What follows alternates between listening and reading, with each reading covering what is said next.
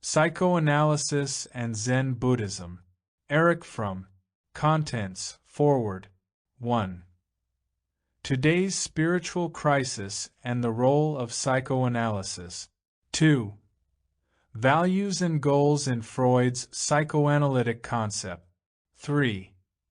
The nature of well-being, man's psychic evolution. 4. The nature of consciousness, repression and de-repression. 5. Principles of Zen Buddhism. 6. De-repression and Enlightenment. Foreword. This book has its origin in a workshop with Daisetsu T. Suzuki on Zen Buddhism and Psychoanalysis, which was held under the auspices of the Department of Psychoanalysis of the Medical School, Autonomous National University of Mexico, during the first week of August 1957 in Cuernavaca, Mexico. The conference was attended by about 50 psychiatrists and psychologists from both Mexico and the United States, the majority of them psychoanalysts. Any psychologist, even 20 years ago, would have been greatly surprised or shocked to find his colleagues interested in a mystical, religious system such as Zen Buddhism. He would have been even more surprised to find that most of the people present were not just interested, but deeply concerned, and that they discovered that the week spent with Dr. Suzuki and his ideas had a most stimulating and refreshing influence on them, to say the least. The reason for this change lies in factors which are discussed in my paper.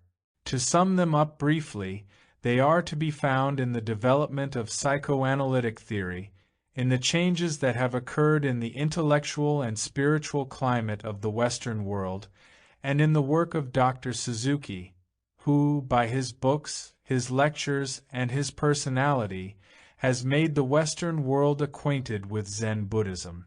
Every participant in the conference was expected to have some acquaintance with Dr. Suzuki's writings, just as many a reader of this volume may have. My own paper has been completely revised for publication, both in length and in content. The main reason for this revision lies in the conference itself. While I was acquainted with the literature on Zen Buddhism, the stimulation of the conference and subsequent thinking led me to a considerable enlargement and revision of my ideas. This refers not only to my understanding of Zen, but also to certain psychoanalytic concepts, such as the problems of what constitutes the unconscious, of the transformation of the unconscious into consciousness, and of the goal of psychoanalytic therapy. In relating Zen Buddhism to psychoanalysis, one discusses two systems, both dealing with a theory concerned with the nature of man and with a practice leading to his well-being.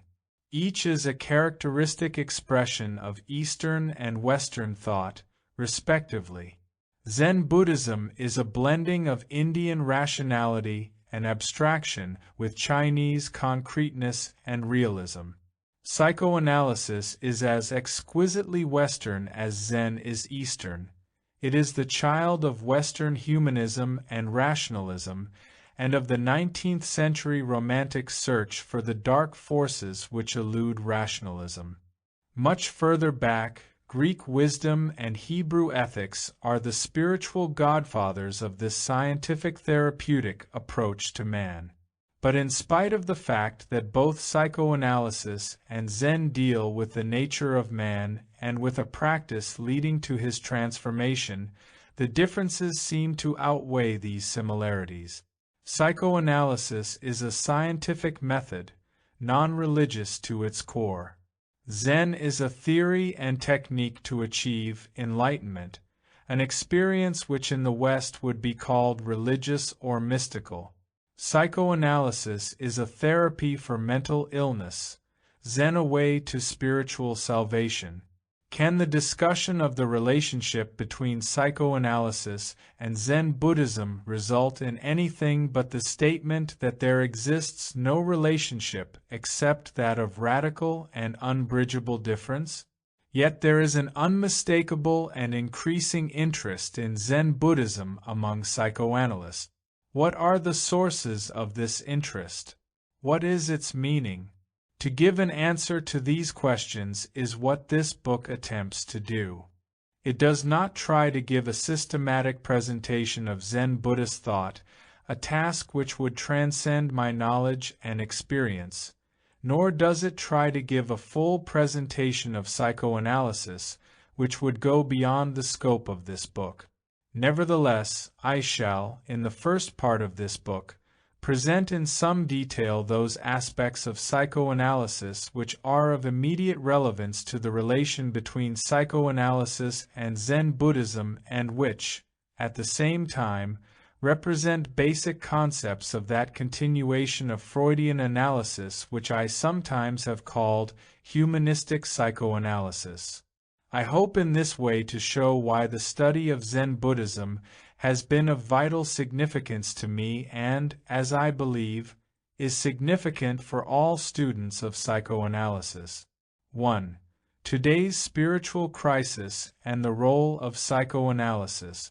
As a first approach to our topic, we must consider the spiritual crisis which Western man is undergoing in this crucial historical epoch, and the function of psychoanalysis in this crisis. While the majority of people living in the West do not consciously feel as if they were living through a crisis of Western culture, probably never have the majority of people in a radically critical situation been aware of the crisis. There is agreement, at least among a number of critical observers, as to the existence and the nature of this crisis. It is the crisis which has been described as malaise, ennui, mal du siècle, the deadening of life, the automatization of man, his alienation from himself, from his fellow man, and from nature. Man has followed rationalism to the point where rationalism has transformed itself into utter irrationality. Since Descartes, man has increasingly split thought from effect. Thought alone is considered rational, effect, by its very nature, irrational. The person I has been split off into an intellect, which constitutes myself, and which is to control me as it is to control nature. Control by the intellect over nature, and the production of more and more things, became the paramount aims of life. In this process man has transformed himself into a thing, life has become subordinated to property, to be is dominated by to have. Where the roots of Western culture, both Greek and Hebrew, considered the aim of life the perfection of man, modern man is concerned with the perfection of things, and the knowledge of how to make them. Western man is in a state of schizoid inability to experience effect, hence he is anxious, depressed, and desperate. He still pays lip service to the aims of happiness, individualism, initiative, but actually he has no aim. Ask him what he is living for, what is the aim of all his strivings, and he will be embarrassed. Some may say they live for the family, others, to have fun, still others, to make money, but in reality nobody knows what he is living for. He has no goal, except the wish to escape insecurity and aloneness. It is true, church membership today is higher than ever before, books on religion become bestsellers, and more people speak of God than ever before. Yet this kind of religious profession only covers up a profoundly materialistic and irreligious attitude, and is to be understood as an ideological reaction, caused by insecurity and conformism, to the trend of the 19th century, which Nietzsche characterized by his famous "God is dead." As a truly religious attitude, it has no reality. The abandonment of theistic ideas in the 19th century was, seen from one angle, no small achievement. Man took a big plunge to objectivity. The earth ceased to be the center of the universe. man lost his central role of the creature destined by God to dominate all other creatures. Studying man's hidden motivations with a new objectivity, Freud recognized that the faith in an all-powerful, omniscient God had its root in the helplessness of human existence and in man's attempt to cope with his helplessness by means of belief in a helping father and mother represented by God in heaven. He saw that man only can save himself. The teaching of the great teachers, the loving help of parents, friends, and loved ones can help him, but can help him only to dare to accept the challenge of existence and to react to it with all his might and all his heart.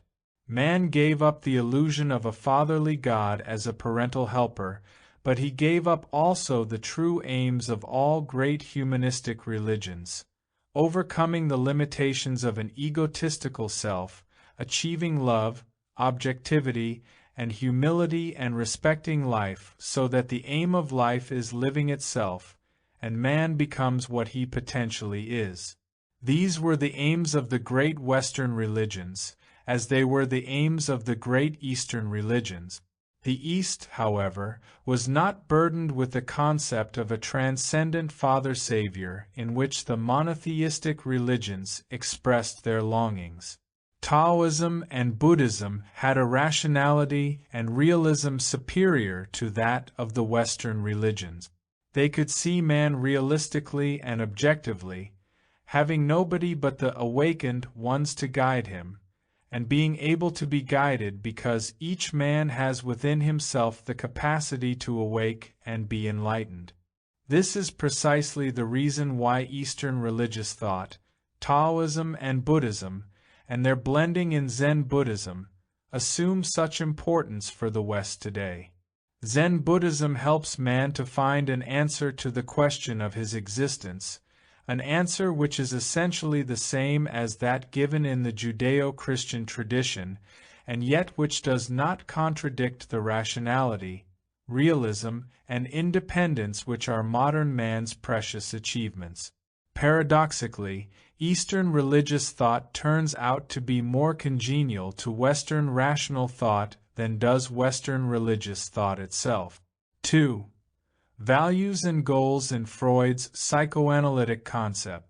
Psychoanalysis is a characteristic expression of Western man's spiritual crisis and an attempt to find a solution. This is explicitly so in the more recent developments of psychoanalysis, in humanist or existentialist analysis. But before I discuss my own humanist concept, I want to show that, quite contrary to a widely held assumption, Freud's own system transcended the concept of illness and cure and was concerned with the salvation of man, rather than only with a therapy for mentally sick patients. Superficially seen, Freud was the creator of a new therapy for mental illness, and this was the subject matter to which his main interest and all the efforts of his life were devoted. However, if we look more closely, we find that behind this concept of a medical therapy for the cure of neurosis was an entirely different interest, rarely expressed by Freud, and probably rarely conscious even to himself. This hidden or only implicit concept did not primarily deal with the cure of mental illness, but with something which transcended the concept of illness and cure. What was this something? What was the nature of the psychoanalytic movement he founded? What was Freud's vision for man's future? What was the dogma on which his movement was founded? Freud answered this question perhaps most clearly in the sentence, "Where there was ID, there shall be ego." His aim was the domination of irrational and unconscious passions by reason, the liberation of man from the power of the unconscious, within the possibilities of man. Man had to become aware of the unconscious forces within him, in order to dominate and control them. Freud's aim was the optimum knowledge of truth, and that is the knowledge of reality, This knowledge to him was the only guiding light man had on this earth. These aims were the traditional aims of rationalism, of the Enlightenment philosophy, and of Puritan ethics. But while religion and philosophy had postulated these aims of self-control in what might be called a utopian way, Freud was, or believed himself to be, the first one to put these aims on a scientific basis, by the exploration of the unconscious, and hence to show the way to their realization. While Freud represents the culmination of Western rationalism, it was his genius to overcome at the same time the false rationalistic and superficially optimistic aspects of rationalism, and to create a synthesis with Romanticism, the very movement which during the 19th century opposed rationalism by its own interest in and reverence for the irrational, affective side of man. With regard to the treatment of the individual, Freud was also more concerned with a philosophical and ethical aim than he was generally believed to be. In the introductory lectures, he speaks of the attempts certain mystical practices make to produce a basic transformation within the personality. We have to admit, he continues, that the therapeutic efforts of psychoanalysis have chosen a similar point of approach. Its intention is to strengthen the ego, to make it more independent from the superego, to enlarge its field of observation, so that it can appropriate for itself new parts of ID. Where there was ID there shall be ego. It is a work of culture like the reclamation of the Zuiderzee. In the same vein he speaks of psychoanalytic therapy as consisting in the liberation of the human being from his neurotic symptoms, inhibitions and abnormalities of character. He sees also the role of the analyst in a light which transcends that of the doctor who cures the patient. The analyst, he says, must be in a superior position in some sense, if he is to serve as a model for the patient in certain analytic situations, and in others to act as his teacher. Finally, Freud writes, we must not forget that the relationship between analyst and patient is based on a loan of truth, that is, on acknowledgement of reality, that it precludes any kind of sham and deception. There are other factors in Freud's concept of psychoanalysis which transcend the conventional notion of illness and cure. Those familiar with Eastern thought, and especially with Zen Buddhism, will notice that the factors which I am going to mention are not without relation to concepts and thoughts of the Eastern mind. The principle to be mentioned here first is Freud's concept that knowledge leads to transformation, that theory and practice must not be separated, that in the very act of knowing oneself, one transforms oneself. It is hardly necessary to emphasize how different this idea is from the concepts of scientific psychology in Freud's or in our time, where knowledge in itself remains theoretical knowledge, and has not a transforming function in the knower. In still another aspect, Freud's method has a close connection with Eastern thought, and especially with Zen Buddhism. Freud did not share the high evaluation of our conscious thought system, so characteristic of modern Western man. On the contrary, he believed that our conscious thought was only a small part of the whole of the psychic process going on in us and, in fact, an insignificant one in comparison with the tremendous power of those sources within ourselves which are dark and irrational and at the same time unconscious. Freud, in his wish to arrive at insight into the real nature of a person, wanted to break through the conscious thought system by his method of free association. Free association was to bypass logical, conscious, conventional thought. It was to lead into a new source of our personality, namely the unconscious. Whatever criticism may be made of the contents of Freud's unconscious, the fact remains that by emphasizing free association as against logical thought, he transcended in an essential point the conventional rationalistic mode of thinking of the Western world, and moved in a direction which had been developed much farther and much more radically in the thought of the East. There is one further point in which Freud differs radically from the contemporary Western attitude. I refer here to the fact that he was willing to analyze a person for 1, 2, 3, 4, 5, or even more years. This procedure has, in fact, been the reason for a great deal of criticism against Freud. Needless to say, one should attempt to make analysis as efficient as possible, but the point I mean to stress here is that Freud had the courage to say that one could meaningfully spend years with one person just to help this person to understand himself. From a standpoint of utility, from a standpoint of loss and profit, this does not make too much sense. One would rather say that the time spent in such a prolonged analysis is not worthwhile, if one considers the social effect of a change in one person.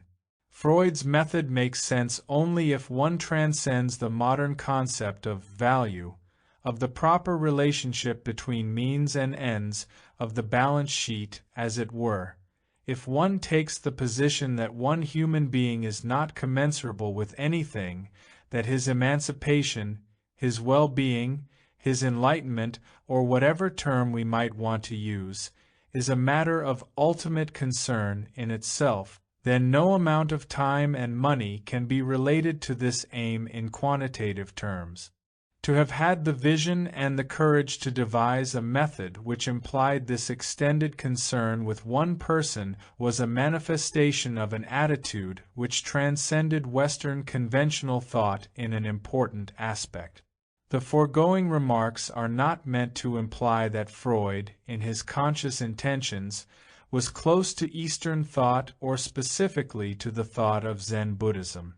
Many of the elements which I mentioned before were more implicit than explicit, and more unconscious than conscious in Freud's own mind. Freud was much too much of a son of Western civilization, and especially of 18th and 19th century thought, to be close to Eastern thought as expressed in Zen Buddhism, even if he had been familiar with it.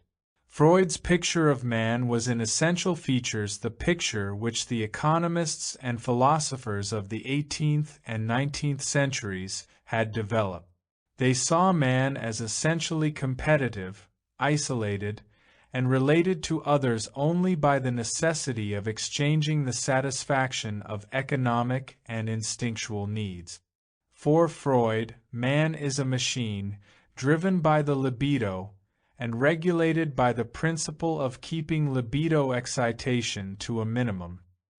He saw man as fundamentally egotistical, and related to others only by the mutual necessity of satisfying instinctual desires. Pleasure, for Freud, was relief of tension, not the experience of joy. Man was seen split between his intellect and his affects. Man was not the whole man, but the intellect self of the Enlightenment philosophers. Brotherly love was an unreasonable demand, contrary to reality. Mystical experience a regression to infantile narcissism. What I have tried to show is that in spite of these obvious contradictions to Zen Buddhism, there were nevertheless elements in Freud's system which transcended the conventional concepts of illness and cure, and the traditional rationalistic concepts of consciousness, elements which led to a further development of psychoanalysis which has a more direct and positive affinity with Zen Buddhist thought. However, before we come to the discussion of the connection between this humanistic psychoanalysis and Zen Buddhism, I want to point to a change which is fundamental for the understanding of the further development of psychoanalysis. The change in the kinds of patients who come for analysis and the problems they present. At the beginning of this century, the people who came to the psychiatrist were mainly people who suffered from symptoms. they had a paralyzed arm, or an obsessional symptom like a washing compulsion, or they suffered from obsessional thoughts which they could not get rid of. In other words, they were sick in the sense in which the word sickness is used in medicine. Something prevented them from functioning socially as the so-called normal person functions. If this was what they suffered from, their concept of cure corresponded to the concept of sickness. They wanted to get rid of the symptoms, and their concept of wellness was not to be sick. They wanted to be as well as the average person, or, as we also might put it, they wanted to be not more unhappy and disturbed than the average person in our society is. These people still come to the psychoanalyst to seek help, and for them psychoanalysis is still a therapy which aims at the removal of their symptoms and at enabling them to function socially. But while they once formed the majority of a psychoanalyst clientele, they are the minority today, perhaps not because their absolute number is smaller today than then, but because their number is relatively smaller in comparison with the many new patients who function socially, who are not sick in the conventional sense, but who do suffer from the maladie du siècle, the malaise, the inner deadness I have been discussing above. These new patients come to the psychoanalyst without knowing what they really suffer from. They complain about being depressed, having insomnia, being unhappy in their marriages, not enjoying their work, and any number of similar troubles. They usually believe that this or that particular symptom is their problem and that if they could get rid of this particular trouble they would be well. However, these patients usually do not see that their problem is not that of depression, of insomnia, of their marriages, or of their jobs. These various complaints are only the conscious form in which our culture permits them to express something which lies much deeper, and which is common to the various people who consciously believe that they suffer from this or that particular symptom.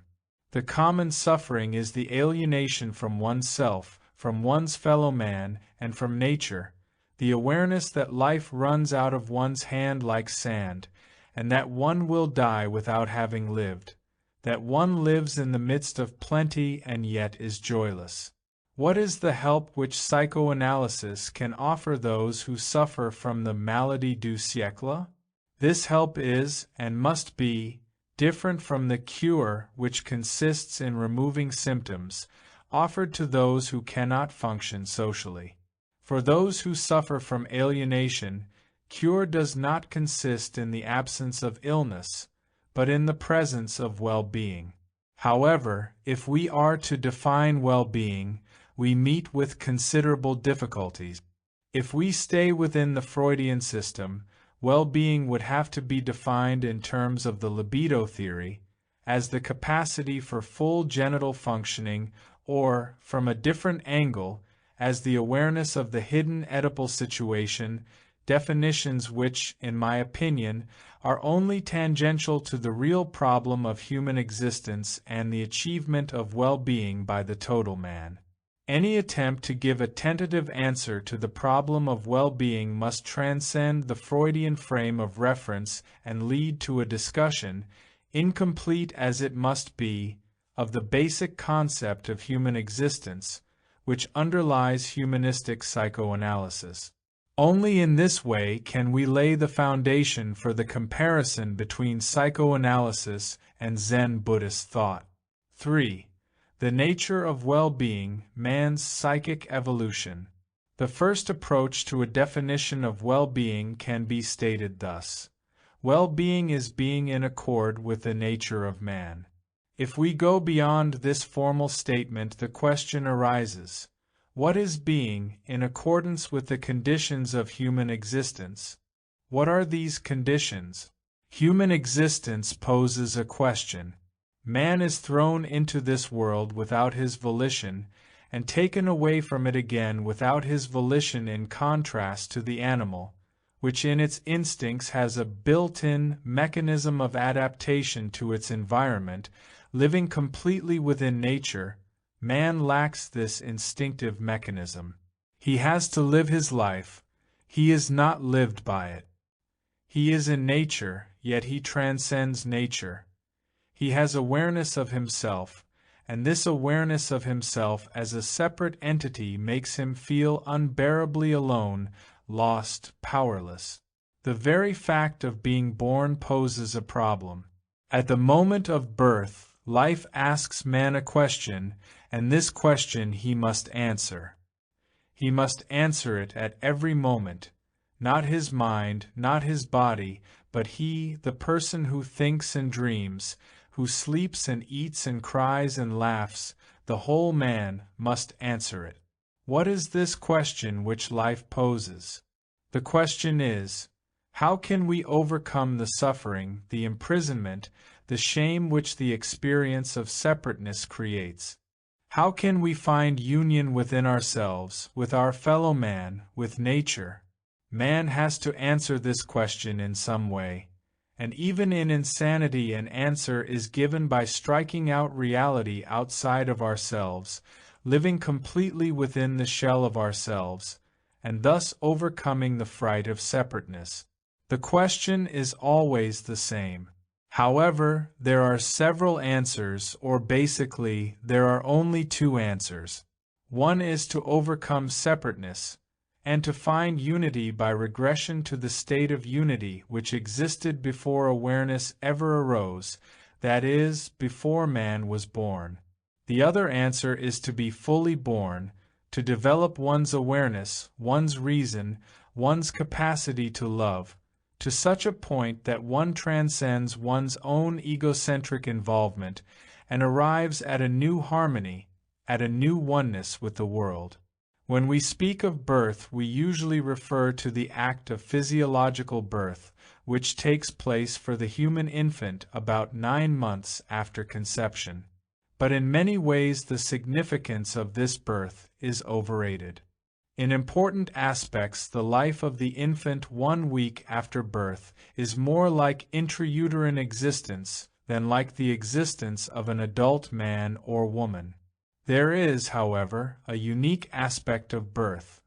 The umbilical cord is severed, and the infant begins his first activity, breathing. Any severance of primary ties, from there on, is possible only to the extent to which this severance is accompanied by genuine activity.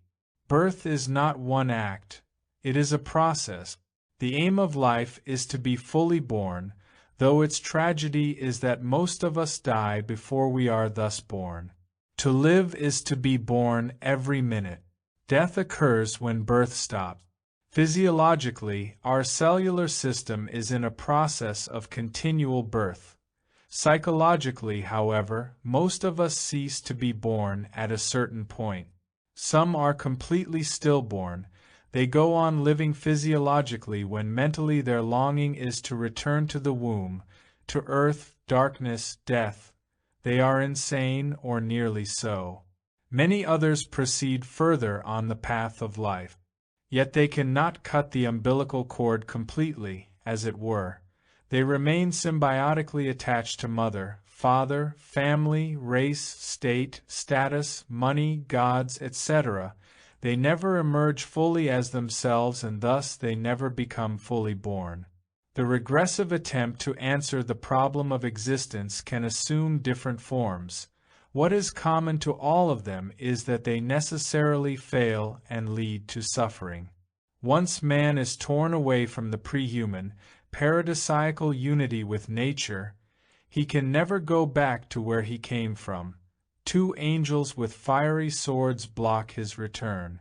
Only in death or in insanity can the return be accomplished, not in life and sanity.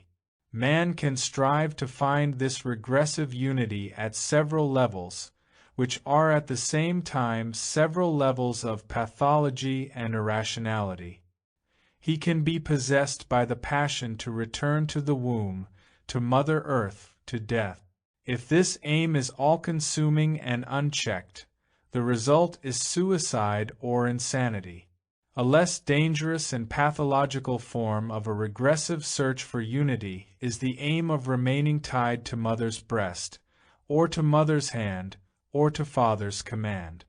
The differences between these various aims mark the differences between various kinds of personalities. The one who remains on mother's breast is the eternally dependent suckling, who has a feeling of euphoria when he is loved, taken care of, protected, and admired, and is filled with unbearable anxiety when threatened with separation from the all-loving mother. The one who remains bound to father's command may develop a good deal of initiative and activity, yet always under the condition that an authority is present who gives orders, who praises and punishes. Another form of regressive orientation lies in destructiveness, in the aim of overcoming separateness by the passion to destroy everything and everybody. One can seek it by the wish to eat up and incorporate everything and everybody, that is, by experiencing the world and everything in it as food, or by outright destruction of everything except the one thing, himself. Still another form of trying to heal the suffering of separateness lies in building up one's own ego as a separate, fortified, indestructible thing. One then experiences oneself as one's own property, one's power, one's prestige, one's intellect. The individual's emergence from regressive unity is accompanied by the gradual overcoming of narcissism. For the infant shortly after birth, there is not even awareness of reality existing outside of himself in the sense of sense perception. He and mother's nipple and mother's breast are still one. He finds himself in a state before any subject-object differentiation takes place. After a while, the capacity for subject-object differentiation develops in every child, but only in the obvious sense of awareness of the difference between me and not me. But in an effective sense, it takes the development of full maturity to overcome the narcissistic attitude of omniscience and omnipotence, provided this stage is ever reached. We observe this narcissistic attitude clearly in the behavior of children and of neurotic persons, except that with the former it is usually conscious, with the latter unconscious. The child does not accept reality as it is, but as he wants it to be. He lives in his wishes, and his view of reality is what he wants it to be. If his wish is not fulfilled, he gets furious, and the function of his fury is to force the world, through the medium of father and mother, to correspond to his wish. In the normal development of the child, this attitude slowly changes to the mature one of being aware of reality and accepting it, its laws, hence necessity. In the neurotic person we find invariably that he has not arrived at this point and has not given up the narcissistic interpretation of reality. He insists that reality must conform to his ideas, and when he recognizes that this is not so, he reacts either with the impulse to force reality to correspond to his wishes, that is, to do the impossible, or with a feeling of powerlessness because he cannot perform the impossible. The notion of freedom which this person has is, whether he is aware of it or not, a notion of narcissistic omnipotence, while the notion of freedom of the fully developed person is that of recognizing reality and its laws and acting within the laws of necessity, by relating oneself to the world productively by grasping the world with one's own powers of thought and effect. These different goals and the ways to attain them are not primarily different systems of thought. They are different ways of being, different answers of the total man to the question which life asks him. They are the same answers which have been given in the various religious systems which make up the history of religion. From primitive cannibalism to Zen Buddhism, The human race has given only a few answers to the question of existence, and each man in his own life gives one of these answers, although usually he is not aware of the answer he gives. In our Western culture, almost everybody thinks that he gives the answer of the Christian or Jewish religions, or the answer of an enlightened atheism, and yet if we could take a mental X-ray of everyone, we would find so many adherents of cannibalism, so many of totem worship, so many worshippers of idols of different kinds, and a few Christians, Jews, Buddhists, Taoists. Religion is the formalized and elaborate answer to man's existence, and since it can be shared in consciousness and by ritual with others, even the lowest religion creates a feeling of reasonableness and of security by the very communion with others. When it is not shared, when the regressive wishes are in contrast to consciousness and the claims of the existing culture, then the secret, individual religion is a neurosis. In order to understand the individual patient, or any human being, one must know what his answer to the question of existence is, or, to put it differently, what his secret, individual religion is, to which all his efforts and passions are devoted. Most of what one considers to be psychological problems are only secondary consequences of his basic answer, and hence it is rather useless to try to cure them before this basic answer, that is, his secret, private religion, has been understood. Returning now to the question of well-being, how are we going to define it in the light of what has been said thus far? Well-being is the state of having arrived at the full development of reason not in the sense of a merely intellectual judgment, but in that of grasping truth by letting things be, to use Heidegger's term, as they are. Well-being is possible only to the degree to which one has overcome one's narcissism, to the degree to which one is open, responsive, sensitive, awake, empty, in the Zen sense.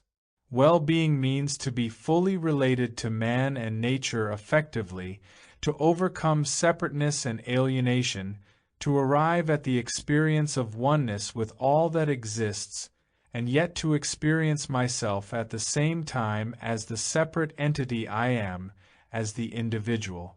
Well-being means to be fully born, to become what one potentially is. It means to have the full capacity for joy and for sadness, or, to put it still differently, to awake from the half-slumber the average man lives in, and to be fully awake. If it is all that, it means also to be creative. That is, to react and to respond to myself, to others, to everything that exists, to react and to respond as the real, total man I am to the reality of everybody and everything as he or it is. In this act of true response lies the area of creativity, of seeing the world as it is and experiencing it as my world, the world created and transformed by my creative grasp of it, so that the world ceases to be a strange world over there and becomes my world. Well-being means, finally, to drop one's ego, to give up greed, to cease chasing after the preservation and the aggrandizement of the ego, to be and to experience oneself in the act of being, not in having, preserving, coveting, using. I have, in the foregoing remarks, tried to point to the parallel development in the individual and in the history of religion. In view of the fact that this paper deals with the relationship of psychoanalysis to Zen Buddhism, I feel it is necessary to elaborate further on at least some psychological aspects of religious development. I have said that man is asked a question by the very fact of his existence, and that this is a question raised by the contradiction within himself, that of being in nature and at the same time of transcending nature by the fact that he is life aware of itself. Any man who listens to this question posed to him, and who makes it a matter of ultimate concern to answer this question, and to answer it as a whole man and not only by thoughts, is a religious man, and all systems that try to give, teach, and transmit such answers are religions. On the other hand, any man and any culture that tries to be deaf to the existential question is irreligious. There is no better example that can be cited for men who are deaf to the question posed by existence than we ourselves, living in the 20th century. We try to evade the question by concern with property, prestige, power, production, fun, and ultimately by trying to forget that we, that I, exist. No matter how often he thinks of God or goes to church, or how much he believes in religious ideas, if he, the whole man, is deaf to the question of existence, if he does not have an answer to it, he is marking time, and he lives and dies like one of the million things he produces. He thinks of God instead of experiencing being God. But it is deceptive to think of religions as if they had, necessarily, something in common beyond the concern with giving an answer to the question of existence. As far as the content of religion is concerned, there is no unity whatsoever. On the contrary, there are two fundamentally opposite answers, which have been mentioned already above with regard to the individual. One answer is to go back to pre-human, pre-conscious existence, to do away with reason, to become an animal, and thus to become one with nature again. The forms in which this wish is expressed are manifold.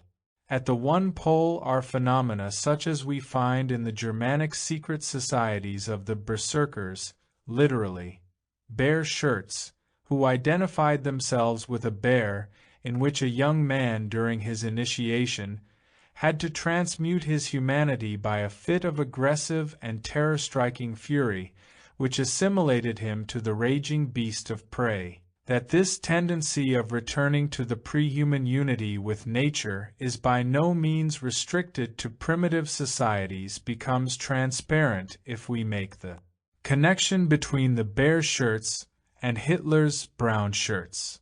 While a large sector of the adherents of the National Socialist Party was composed simply of secular, opportunistic, ruthless, power-seeking politicians, junkers, generals, businessmen, and bureaucrats, the core, represented by the triumvirate of Hitler, Himmler, and Goebbels, was essentially not different from the primitive bear shirts driven by a sacred fury and the aim to destroy as the ultimate fulfillment of their religious vision. These bear shirts of the 20th century who revived the ritual murder legend concerning the Jews actually, in doing so, projected one of their own deepest desires, ritual murder. They committed ritual murder first of the Jews, then of foreign populations, then of the German people themselves, and eventually they murdered their own wives and children and themselves in the final rite of complete destruction. There are many other less archaic religious forms of striving for pre-human unity with nature. They are to be found in cults where the tribe is identified with a totem animal, in religious systems devoted to the worship of trees, lakes, caves, etc., in orgiastic cults which have as their aim the elimination of consciousness, reason, and conscience. In all these religions, the sacred is that which pertains to the vision of man's transmutation into a pre-human part of nature. The holy man, for instance, the shaman, is the one who has gone furthest in the achievement of his aim. The other pole of religion is represented by all those religions which seek the answer to the question of human existence by emerging fully from pre-human existence, by developing the specifically human potentiality of reason and love, and thus by finding a new harmony between man and nature, and between man and man. Although such attempts may be found in individuals of relatively primitive societies, the great dividing line for the whole of humanity seems to lie in the period between roughly 2000 BC and the beginning of our era. Taoism and Buddhism in the Far East, Akhenaten's religious revolutions in Egypt, the Zoroastrian religion in Persia, the Moses religion in Palestine, the Quetzalcoatl religion in Mexico, 10 represent the full turn humanity has taken. Unity is sought in all these religions, not the regressive unity found by going back to the pre-individual, pre-conscious harmony of paradise, but unity on a new level, that unity which can be arrived at only after man has experienced his separateness, after he has gone through the stage of alienation from himself and from the world, and has been fully born. This new unity has as a premise the full development of man's reason, leading to a stage in which reason no longer separates man from his immediate, intuitive grasp of reality. There are many symbols for the new goal which lies ahead, and not in the past. Tao, Nirvana, Enlightenment, the good God. The differences between these symbols are caused by the social and cultural differences existing in the various countries in which they arose. In the Western tradition, the symbol chosen for the goal was that of the authoritarian figure of the highest king or the highest tribal chief. But as early as the time of the Old Testament, this figure changes from that of the arbitrary ruler to that of the ruler bound to man by the covenant and the promises contained therein. In prophetic literature, the aim is seen as that of a new harmony between man and nature, and in the Messianic time, in Christianity, God manifests himself as man. In Maimonides' philosophy, as well as in mysticism, the anthropomorphic and authoritarian elements are almost completely eliminated, although in the popular forms of the Western religions they have remained without much change. What is common to Jewish Christian and Zen Buddhist thinking is the awareness that I must give up my will, in the sense of my desire to force, direct, strangle the world outside of me and within me, in order to be completely open, responsive, awake, alive. In Zen terminology, this is often called to make oneself empty, which does not mean something negative, but means the openness to receive. In Christian terminology, this is often called to slay oneself and to accept the will of God. There seems to be little difference between the Christian experience and the Buddhist experience which lies behind the two different formulations.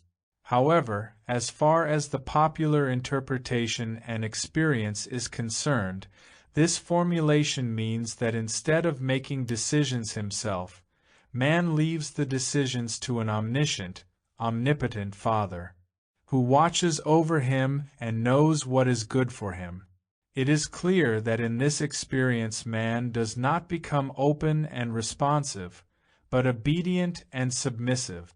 To follow God's will in the sense of true surrender of egoism is best done if there is no concept of God. Paradoxically, I truly follow God's will if I forget about God.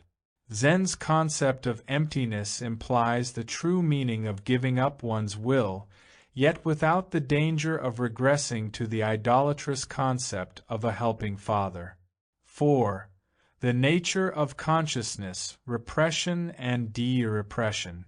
In the foregoing Chapter 1, have tried to outline the ideas of man and of human existence which underlie the goals of humanistic psychoanalysis. But psychoanalysis shares these general ideas with other humanistic philosophical or religious concepts. We must now proceed to describe the specific approach through which psychoanalysis tries to accomplish its goal. The most characteristic element in the psychoanalytic approach is, without any doubt, its attempt to make the unconscious conscious, or, to put it in Freud's words, to transform ID into ego. But while this formulation sounds simple and clear, it is by no means so. Questions immediately arise. What is the unconscious? What is consciousness? What is repression? How does the unconscious become conscious? And if this happens, what effect does it have? First of all, we must consider that the terms conscious and unconscious are used with several different meanings. In one meaning, which might be called functional, conscious and unconscious refer to a subjective state within the individual. Saying that he is conscious of this or that psychic content means that he is aware of affects, of desires, of judgments, etc. Unconscious, used in the same sense, refers to a state of mind in which the person is not aware of his inner experiences. If he were totally unaware of all experiences, including sensory ones, he would be precisely like a person who is unconscious. Saying that the person is conscious of certain affects, etc., means he is conscious as far as these affects are concerned. Saying that certain affects are unconscious means that he is unconscious as far as these contents are concerned. We must remember that unconscious does not refer to the absence of any impulse, feeling, desire, fear, etc., but only to the absence of awareness of these impulses. Quite different from the use of conscious and unconscious in the functional sense just described is another use in which one refers to certain localities in the person and to certain contents connected with these localities. This is usually the case if the words the conscious and the unconscious are used. Here, the conscious is one part of the personality with specific contents, and the unconscious is another part of the personality with other specific contents. In Freud's view, the unconscious is essentially the seat of irrationality. In Jung's thinking, the meaning seems to be almost reversed. The unconscious is essentially the seat of the deepest sources of wisdom, while the conscious is the intellectual part of the personality. In this view of the conscious and the unconscious, the latter is perceived as being like the cellar of a house, in which everything is piled up that has no place in the superstructure. Freud's cellar contains mainly man's vices. Jung's contains mainly man's wisdom. As H.S. Sullivan has emphasized, the use of the unconscious in the sense of locality is unfortunate and a poor representation of the psychic facts involved. I might add that the preference for this kind of substantive rather than for functional concept corresponds to the general tendency in contemporary Western culture to perceive in terms of things we have, rather than to perceive in terms of being. We have a problem of anxiety, we have insomnia, we have a depression, we have a psychoanalyst, just as we have a car, a house, or a child. In the same vein, we also have an unconscious. It is not accidental that many people use the word subconscious instead of the word unconscious. They do it obviously for the reason that subconscious lends itself better to the localized concept. I can say I am unconscious of this or that, but I cannot say I am subconscious of it. There exists still another use of conscious, which sometimes leads to confusion. Consciousness is identified with reflecting intellect, the unconscious with unreflected experience. There can, of course, be no objection to this use of conscious and unconscious, provided the meaning is clear and not confused with the other two meanings. Nevertheless, this use does not seem fortunate. Intellectual reflection is, of course, always conscious, but not all that is conscious is intellectual reflection. If I look at a person, I am aware of the person, I am aware of whatever happens in me in relation to the person, but only if I have separated myself from him in a subject-object distance is this consciousness identical with intellectual reflection. The same holds true if I am aware of my breathing, which is by no means the same as thinking about my breathing. In fact, once I begin to think about my breathing, I am not aware of my breathing anymore. The same holds true for all my acts of relating myself to the world. More will be said about this later on. Having decided to speak of unconscious and conscious as states of awareness and unawareness, respectively, rather than as parts of personality and specific contents, we must now consider the question of what prevents an experience from reaching our awareness, that is, from becoming conscious. But before we begin to discuss this question, another one arises which should be answered first. If we speak in a psychoanalytic context of consciousness and unconsciousness, there is an implication that consciousness is of a higher value than unconsciousness. Why should we be striving to broaden the domain of consciousness, unless this were so? Yet it is quite obvious that consciousness as such has no particular value. In fact, most of what people have in their conscious minds is fiction and delusion. This is the case not so much because people would be incapable of seeing the truth as because of the function of society. Most of human history, with the exception of some primitive societies, is characterized by the fact that a small minority has ruled over and exploited the majority of its fellows. In order to do so, the minority has usually used force, but force is not enough. In the long run, the majority has had to accept its own exploitation voluntarily, and this is only possible if its mind has been filled with all sorts of lies and fictions, justifying and explaining its acceptance of the minority's rule. However, it is not the only reason for the fact that most of what people have in their awareness about themselves, others, society, etc., is fiction. In its historical development, each society becomes caught in its own need to survive in the particular form in which it has developed, and it usually accomplishes this survival by ignoring the wider human aims which are common to all men.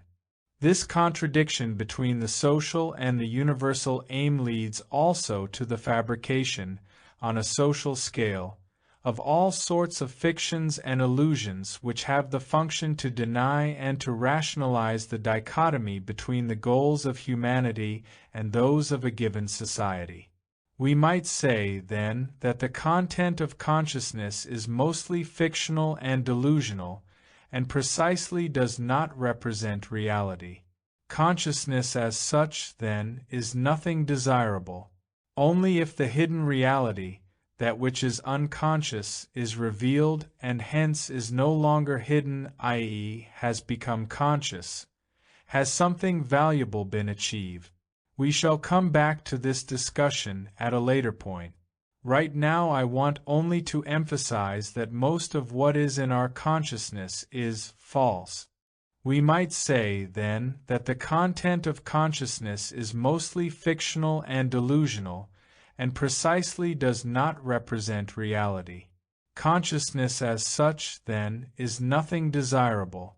Only if the hidden reality, that which is unconscious, is revealed and hence is no longer hidden, i.e., has become conscious, has something valuable been achieved. We shall come back to this discussion at a later point. Right now I want only to emphasize that most of what is in our consciousness is false consciousness, and that it is essentially society that fills us with these fictitious and unreal notions. The effect of society is not only to funnel fictions into our consciousness, but also to prevent the awareness of reality. The further elaboration of this point leads us straight into the central problem of how repression or unconsciousness occurs. The animal has a consciousness of the things around it which, to use R. M. Buck's term, we may call simple consciousness.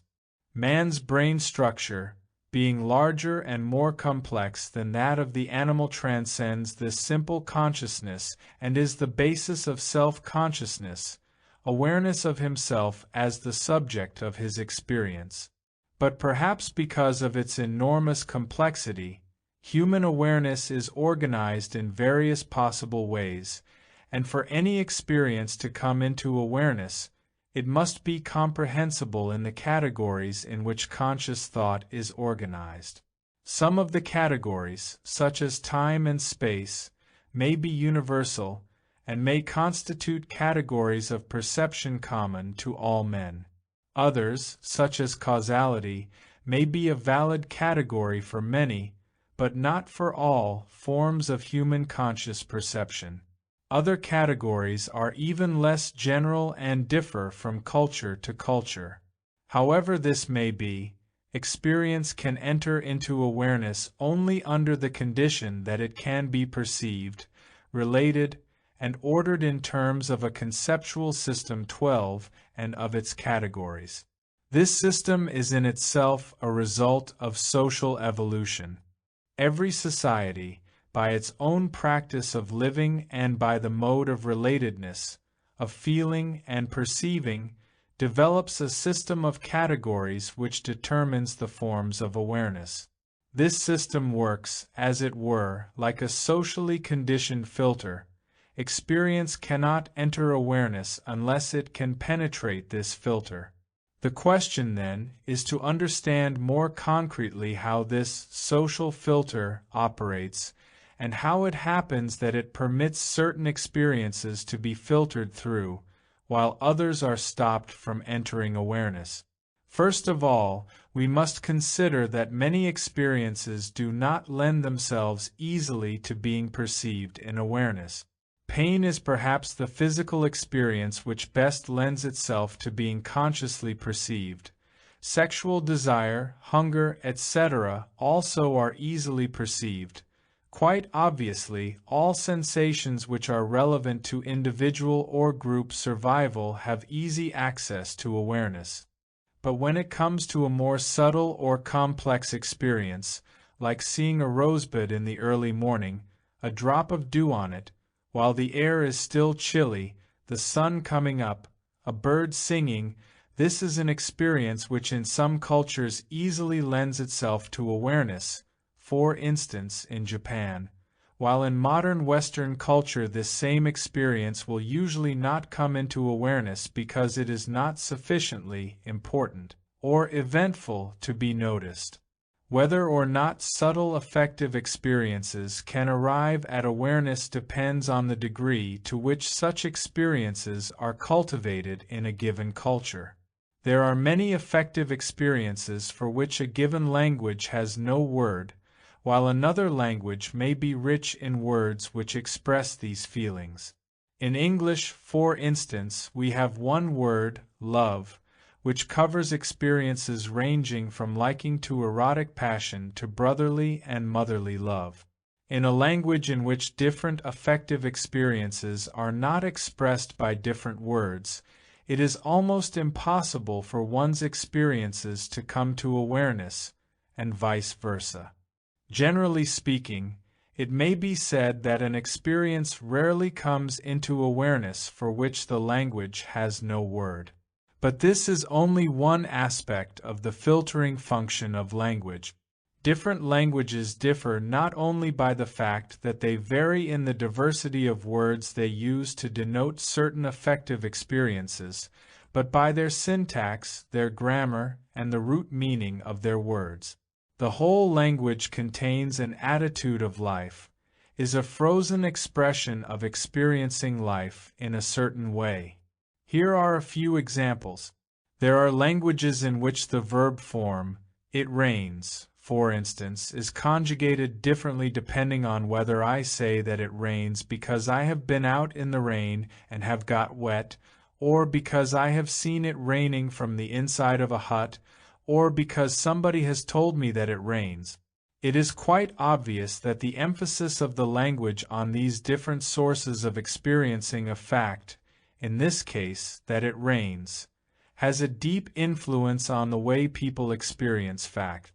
In our modern culture, for instance, with its emphasis on the purely intellectual side of knowledge, it makes little difference how I know a fact, whether from direct or indirect experience or from hearsay. or, in Hebrew, the main principle of conjugation is to determine whether an activity is complete, perfect, or incomplete, imperfect, while the time in which it occurs, past, present, future, is expressed only in a secondary fashion. In Latin, both principles, time and perfection, are used together, while in English we are predominantly oriented in the sense of time. Again, it goes without saying that this difference in conjugation expresses a difference in experiencing. Still another example is to be found in the different use of verbs and nouns in various languages, or even among different people speaking the same language. The noun refers to a thing, the verb refers to an activity. An increasing number of people prefer to think in terms of having things, instead of being or acting. Hence they prefer nouns to verbs. Language, by its words, its grammar, its syntax, by the whole spirit which is frozen in it, determines how we experience, and which experiences penetrate to our awareness. The second aspect of the filter which makes awareness possible is the logic which directs the thinking of people in a given culture.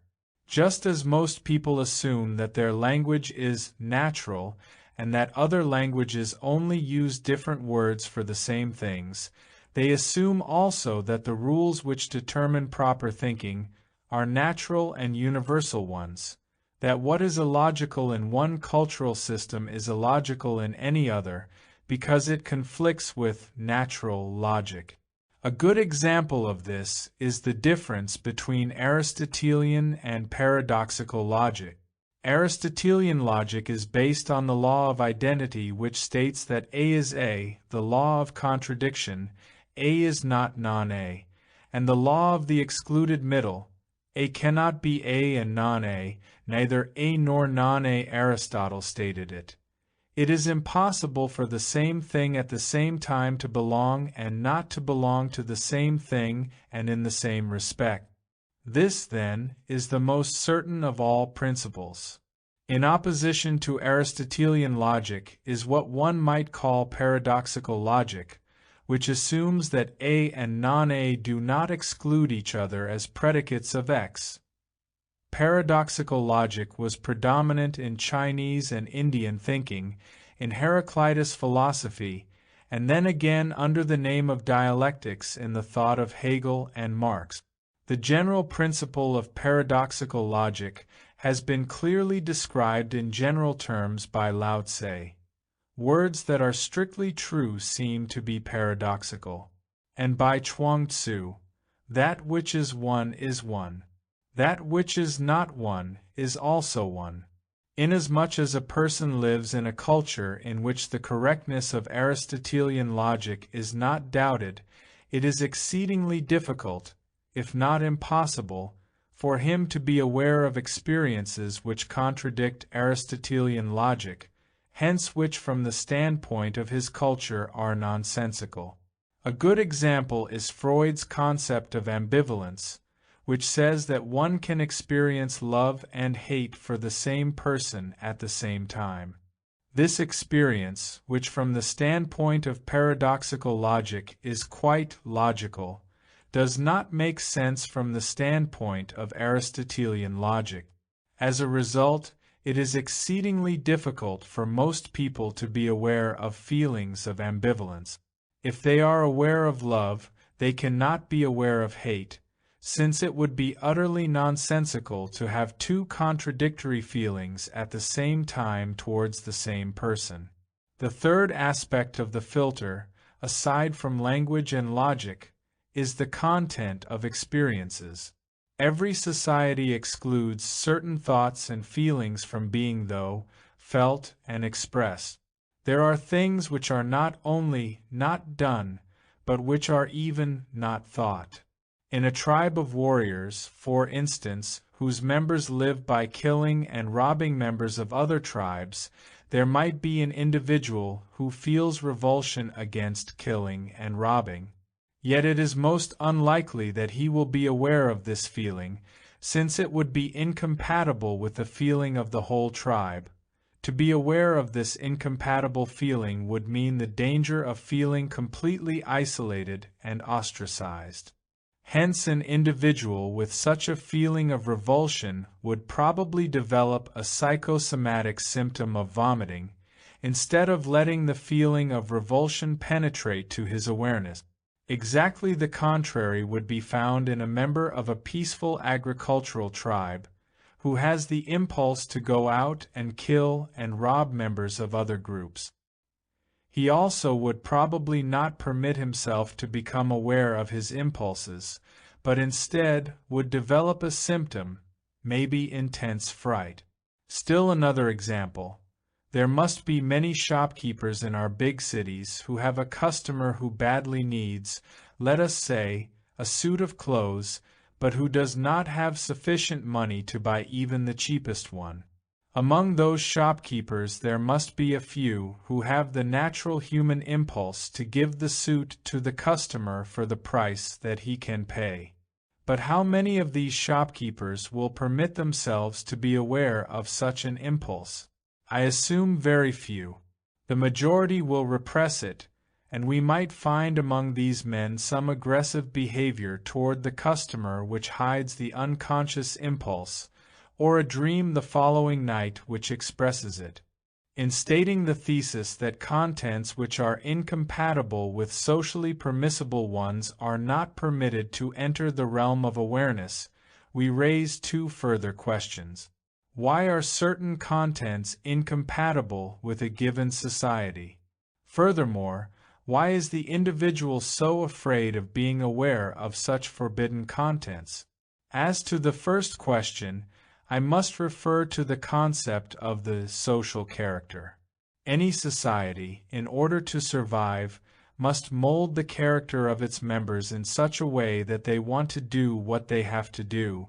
Their social function must become internalized and transformed into something they feel driven to do, rather than something they are obliged to do. A society cannot permit deviation from this pattern, because if this social character loses its coherence and firmness, many individuals would cease to act as they are expected to do, and the survival of the society in its given form would be endangered. Societies, of course, differ in the rigidity with which they enforce their social character, and the observation of the taboos for protecting this character, but in all societies there are taboos, the violation of which results in ostracism. The second question is why the individual is so afraid of the implied danger of ostracism that he does not permit himself to be aware of the forbidden impulses. To answer this question, I must also refer to fuller statements made elsewhere. To put it briefly, unless he is to become insane, he has to relate himself in some way to others. To be completely unrelated brings him to the frontier of insanity. While in so far as he is an animal he is most afraid of dying, in so far as he is a man he is most afraid of being utterly alone. This fear, rather than, as Freud assumes, castration fear, is the effective agent which does not permit awareness of tabooed feelings and thoughts. We come, then, to the conclusion that consciousness and unconsciousness are socially conditioned. I am aware of all my feelings and thoughts which are permitted to penetrate the threefold filter of socially conditioned language, logic, and taboos, social character. Experiences which cannot be filtered through remain outside of awareness, that is, they remain unconscious. Two qualifications have to be made in connection with the emphasis on the social nature of the unconscious. One, a rather obvious one, is that in addition to the social taboos there are individual elaborations of these taboos which differ from family to family. A child, afraid of being abandoned by his parents because he is aware of experiences which to them individually are taboo, will, in addition to the socially normal repression, also repress those feelings which are prevented from coming to awareness by the individual aspect of the filter. On the other hand, parents with great inner openness and with little repressedness will, by their own influence, tend to make the social filter and superego less narrow and impenetrable. The other qualification refers to a more complicated phenomenon. We repress not only the awareness of those strivings which are incompatible with the social pattern of thought, we tend also to repress those strivings which are incompatible with the principle of structure and growth of the whole human being, incompatible with the humanistic conscience, that voice which speaks in the name of the full development of our person. Destructive impulses, or the impulse to regress to the womb, or to death, the impulse to eat up those whom I want to be close to, all those and many other regressive impulses may or may not be compatible with the social character, but they are under no circumstances compatible with the inherent goals of the evolution of man's nature. When an infant wants to be nursed, it is normal, that is, it corresponds to the state of evolution in which the infant is at the time. If an adult has the same aims, he is ill, inasmuch as he is not only prompted by the past, but also by the goal which is inherent in his total structure. He senses the discrepancy between what he is and what he ought to be. Ought being used here not in the moral sense of a command, but in the sense of the imminent evolutionary goals inherent in the chromosomes from which he develops, just as his future physical build, the color of his eyes, etc., are already present in the chromosomes. If man loses his contact with the social group he lives in, he becomes afraid of utter isolation, and because of this fear he does not dare to think what is not thought. But man is also afraid of being completely isolated from humanity, which is inside of him and represented by his conscience. To be completely inhuman is frightening too, although as historical evidence seems to indicate, less frightening than to be socially ostracized, provided a whole society has adopted inhuman norms of behavior. The more a society approximates the human norm of living, the less is there a conflict between isolation from society and from humanity. The greater the conflict between social aims and human aims, the more is the individual torn between the two dangerous poles of isolation. It hardly needs to be added that to the degree to which a person, by his own intellectual and spiritual development, feels his solidarity with humanity, the more can he tolerate social ostracism, and vice versa. The ability to act according to one's conscience depends on the degree to which one has transcended the limits of one's society and has become a citizen of the world, a cosmopolitan. The individual cannot permit himself to be aware of thoughts or feelings which are incompatible with the patterns of his culture, and hence he is forced to repress them. Formally speaking, then, what is unconscious and what is conscious depends, aside from the individual, family-conditioned elements and the influence of humanistic conscience, on the structure of society and on the patterns of feelings and thoughts it produces. As to the contents of the unconscious, no generalization is possible. But one statement can be made. It always represents the whole man, with all his potentialities for darkness and light. It always contains the basis for the different answers which man is capable of giving to the question which existence poses. In the extreme case of the most regressive cultures, bent on returning to the animal existence, this very wish is predominant and conscious, while all strivings to emerge from this level are repressed. In a culture which has moved from the regressive to the spiritual progressive goal, the forces representing the dark are unconscious. But man, in any culture, has all the potentialities. He is the archaic man, the beast of prey, the cannibal, the idolater, and he is the being with the capacity for reason, for love, for justice. The content of the unconscious, then, is neither the good nor the evil, the rational nor the irrational. It is both. It is all that is human. The unconscious is the whole man, minus that part of man which corresponds to his society. Consciousness represents social man, the accidental limitations set by the historical situation into which an individual is thrown. Unconsciousness represents universal man, the whole man rooted in the cosmos.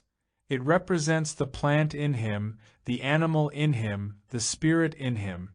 It represents his past down to the dawn of human existence, and it represents his future to the day when man will have become fully human, and when nature will be humanized as man will be naturalized.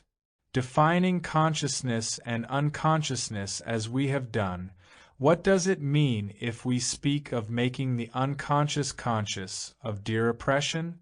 In Freud's concept, making the unconscious conscious had a limited function, first of all because the unconscious was supposed to consist mainly of the repressed, instinctual desires, as far as they are incompatible with civilized life. He dealt with single instinctual desires such as incestuous impulses, castration, fear, penis envy, etc., the awareness of which was assumed to have been repressed in the history of a particular individual. The awareness of the repressed impulse was supposed to be conducive to its domination by the victorious ego. When we free ourselves from the limited concept of Freud's unconscious and follow the concept presented above, then Freud's aim, the transformation of unconsciousness into consciousness, id into ego, gains a wider and more profound meaning. Making the unconscious conscious transforms the mere idea of the universality of man into the living experience of this universality. It is the experiential realization of humanism. Freud saw clearly how repression interferes with a person's sense of reality, and how the lifting of repression leads to a new appreciation of reality. Freud called the distorting effect of unconscious strivings transference. H. S. Sullivan later on called the same phenomenon parataxic distortion. Freud discovered, first in the relationship of the patient to the analyst, that the patient did not see the analyst as he is, but as a projection of his, the patient's, own expectations, desires, and anxieties as they were originally formed in his experiences with the significant persons of his childhood. Only when the patient gets in touch with his unconscious can he overcome the distortions produced by himself and see the person of the analyst, as well as that of his father or his mother, as it is. What Freud discovered here was the fact that we see reality in a distorted way, that we believe to see a person as he is, while actually we see our projection of an image of the person without being aware of it. Freud saw not only the distorting influence of transference, but also the many other distorting influences of repression. Inasmuch as a person is motivated by impulses unknown to him, and in contrast to his conscious thinking, representing the demands of social reality, he may project his own unconscious strivings onto another person, and hence not be aware of them within himself but, with indignation, in the other projection. Or, he may invent rational reasons for impulses which in themselves have an entirely different source. This conscious reasoning, which is a pseudo-explanation for aims the true motives of which are unconscious, Freud called rationalizations. Whether we deal with transference, projection, or with rationalizations, most of what the person is conscious of is a fiction, while that which he represses, i.e., which is unconscious, is real. Taking into account what has been said above about the stultifying influence of society, and furthermore considering our wider concept of what constitutes unconsciousness, we arrive at a new concept of unconsciousness, consciousness. We may begin by saying that the average person, while he thinks he is awake, actually is half asleep. By half asleep, I mean that his contact with reality is a very partial one. Most of what he believes to be reality, outside or inside of himself, is a set of fictions which his mind constructs. He is aware of reality only to the degree to which his social functioning makes it necessary. He is aware of his fellow men inasmuch as he needs to cooperate with them. He is aware of material and social reality inasmuch as he needs to be aware of it in order to manipulate it. He is aware of reality to the extent to which the goal of survival makes such awareness necessary. In contradistinction, in the state of sleep, the awareness of outer reality is suspended, though easily recovered in case of necessity, and in the case of insanity, full awareness of outer reality is absent and not even recoverable in any kind of emergency. The average person's consciousness is mainly false consciousness, consisting of fictions and illusion, while precisely what he is not aware of is reality. We can thus differentiate between what a person is conscious of and what he becomes conscious of. He is conscious, mostly, of fictions. He can become conscious of the realities which lie underneath these fictions. There is another aspect of unconsciousness which follows from the premises discussed earlier. Inasmuch as consciousness represents only the small sector of socially patterned experience and unconsciousness represents the richness and depth of universal man, the state of repressedness results in the fact that I, the accidental, social person, am separated from me, the whole human person. I am a stranger to myself, and to the same degree everybody else is a stranger to me. I am cut off from the vast area of experience which is human, and remain a fragment of a man, a cripple who experiences only a small part of what is real in him and what is real in others. Thus far we have spoken only of the distorting function of repressedness. Another aspect remains to be mentioned which does not lead to distortion, but to making an experience unreal by cerebration. I refer by this to the fact that I believe I see, but I only see words. I believe I feel, but I only think feelings. The cerebrating person is the alienated person, the person in the cave who, as in Plato's allegory, sees only shadows and mistakes them for immediate reality. This process of cerebration is related to the ambiguity of language. As soon as I have expressed something in a word, an alienation takes place, and the full experience has already been substituted for by the word. The full experience actually exists only up to the moment when it is expressed in language.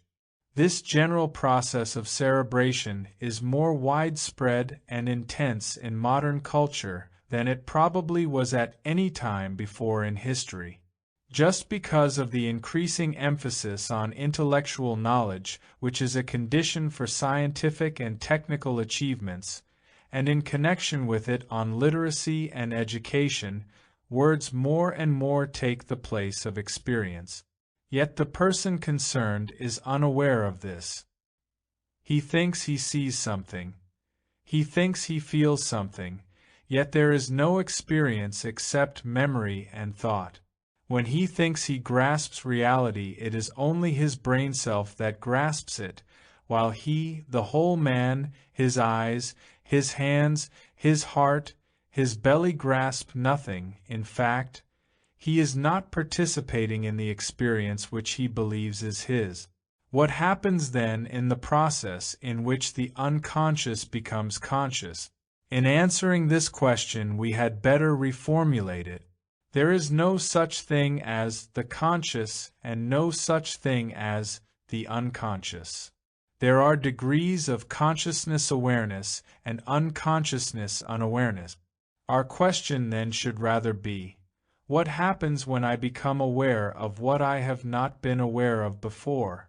In line with what has been said before, the general answer to this question is that every step in this process is in the direction of understanding the fictitious, unreal character of our normal consciousness.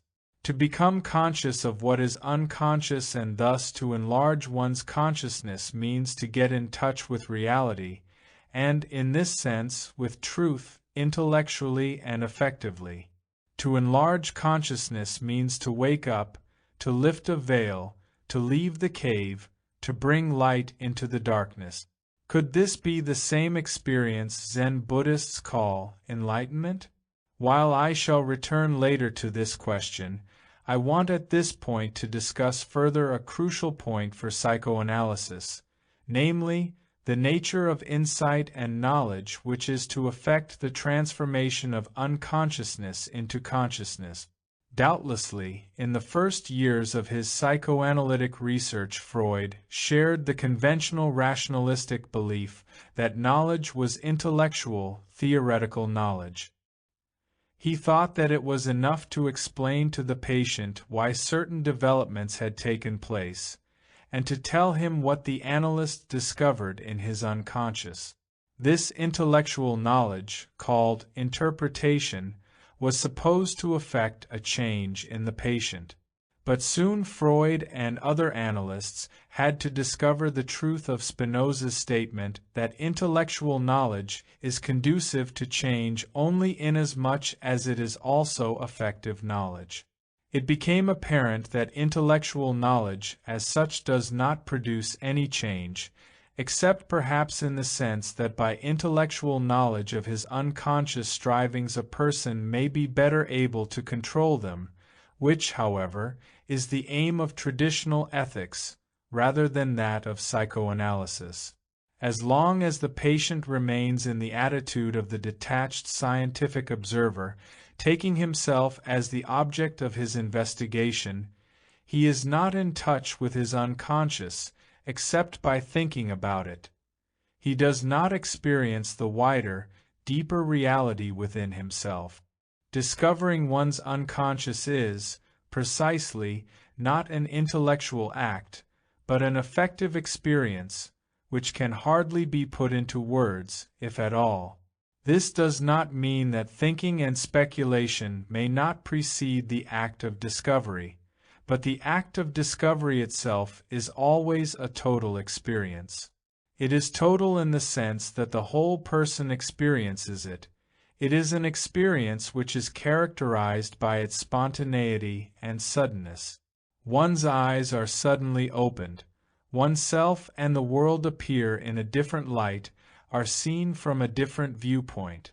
There is usually a good deal of anxiety aroused before the experience takes place, while afterwards a new feeling of strength and certainty is present. The process of discovering the unconscious can be described as a series of ever-widening experiences, which are felt deeply and which transcend theoretical, intellectual knowledge. The importance of this kind of experiential knowledge lies in the fact that it transcends the kind of knowledge and awareness in which the subject intellect observes himself as an object, and thus that it transcends the Western, rationalistic concept of knowing. Exceptions in the Western tradition, where experiential knowledge is dealt with, are to be found in Spinoza's highest form of knowing, intuition, in Fichte's intellectual intuition, or in Bergson's creative consciousness. All these categories of intuition transcend subject-object split knowledge. The importance of this kind of experience for the problem of Zen Buddhism will be clarified later, in the discussion of Zen. One more point in our brief sketch of the essential elements in psychoanalysis needs to be mentioned: the role of the psychoanalyst. Originally it was not different from that of any physician, treating a patient. But after some years the situation changed radically. Freud recognized that the analyst himself needed to be analyzed, that is, to undergo the same process his patient was to submit to later. This need for the analyst's analysis was explained as resulting from the necessity to free the analyst from his own blind spots, neurotic tendencies, and so on. But this explanation seems insufficient as far as Freud's own views are concerned, if we consider Freud's early statements, quoted above, when he spoke of the analyst needing to be a model, a teacher, being able to conduct a relationship between himself and the patient which is based on love of truth, that precludes any kind of sham or deception. Freud seems to have sensed here that the analyst has a function transcending that of the physician in his relationship to his patient. But still, he did not change his fundamental concept, that of the analyst being the detached observer and the patient being his object of observation. In the history of psychoanalysis, this concept of the detached observer was modified from two sides, first by Ferenczi, who in the last years of his life postulated that it was not enough for the analyst to observe and to interpret, that he had to be able to love the patient with the very love which the patient had needed as a child, yet had never experienced. Ferenczi did not have in mind that the analyst should feel erotic love toward his patient, but rather motherly or fatherly love or, putting it more generally, loving care. H.S. Sullivan approached the same point from a different aspect. He thought that the analyst must not have the attitude of a detached observer, but of a participant observer, thus trying to transcend the orthodox idea of the detachment of the analyst. In my own view, Sullivan may not have gone far enough, and one might prefer the definition of the analyst's role as that of an observant participant, rather than that of a participant observer. But even the expression participant does not quite express what is meant here. To participate is still to be outside. The knowledge of another person requires being inside of him, to be him. The analyst understands the patient only inasmuch as he experiences in himself all that the patient experiences. Otherwise he will have only intellectual knowledge about the patient, but will never really know what the patient experiences, nor will he be able to convey to him that he shares and understands his, the patient's, experience. In this productive relatedness between analyst and patient, in the act of being fully engaged with the patient, in being fully open and responsive to him, in being soaked with him, as it were, in this center-to-center relatedness, lies one of the essential conditions for psychoanalytic understanding and cure. The analyst must become the patient, yet he must be himself. He must forget that he is the doctor, yet he must remain aware of it. Only when he accepts this paradox can he give interpretations which carry authority because they are rooted in his own experience. The analyst analyzes the patient, but the patient also analyzes the analyst, because the analyst, by sharing the unconscious of his patient, cannot help clarifying his own unconscious. Hence the analyst not only cures the patient, but is also cured by him. He not only understands the patient, but eventually the patient understands him. When this stage is reached, solidarity and communion are reached. This relationship to the patient must be realistic and free from all sentimentality. Neither the analyst nor any man can save another human being. He can act as guide or as a midwife. He can show the road, remove obstacles, and sometimes lend some direct help, but he can never do for the patient what only the patient can do for himself. He must make this perfectly clear to the patient, not only in words, but by his whole attitude. He must also stress the awareness of the realistic situation, which is even more limited than a relationship between two persons necessarily needs to be. If he, the analyst, is to live his own life, and if he is to serve a number of patients simultaneously, there are limitations in time and space. But there is no limitation in the here and now of the encounter between patient and analyst. When this encounter takes place during the analytic session, when the two talk to each other, then there is nothing more important in the world than their talking to each other, for the patient as well as for the analyst. The analyst, in years of common work with the patient, transcends indeed the conventional role of the doctor.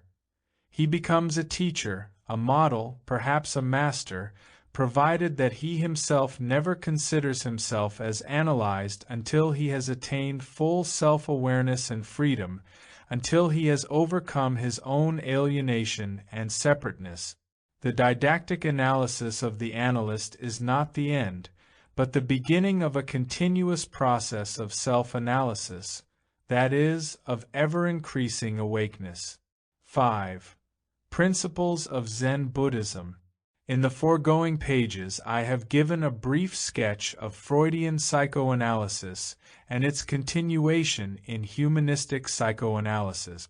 I have discussed man's existence and the question it poses, the nature of well-being defined as the overcoming of alienation and separateness, the specific method by which psychoanalysis tries to attain its goal, namely, the penetration of the unconscious. I have dealt with the question of what the nature of unconsciousness and of consciousness is, and what knowing and awareness mean in psychoanalysis. Finally, I have discussed the role of the analyst in the process. In order to prepare the ground for a discussion of the relationship between psychoanalysis and Zen, it seems as though I should have to give a systematic picture of Zen Buddhism. Fortunately, there is no need for such an attempt, since Dr. Suzuki's lectures and studies in Zen, 1986, as well as his other writings, have precisely the aim of transmitting an understanding of the nature of Zen as far as it can be given at all in words. However, I must speak of those principles of Zen which have an immediate bearing on psychoanalysis. The essence of Zen is the acquisition of enlightenment, satori. One who has not had this experience can never fully understand Zen. Since I have not experienced satori, I can talk about Zen only in a tangential way, and not as it ought to be talked about, out of the fullness of experience. But this is not, as C.G. Jung has suggested, because satori depicts an art and a way of enlightenment which is practically impossible for the European to appreciate. As far as this goes, Zen is not more difficult for the European than Heraclitus, Meister Eckhart, or Heidegger. The difficulty lies in the tremendous effort which is required to acquire satori. This effort is more than most people are willing to undertake, and that is why satori is rare even in Japan.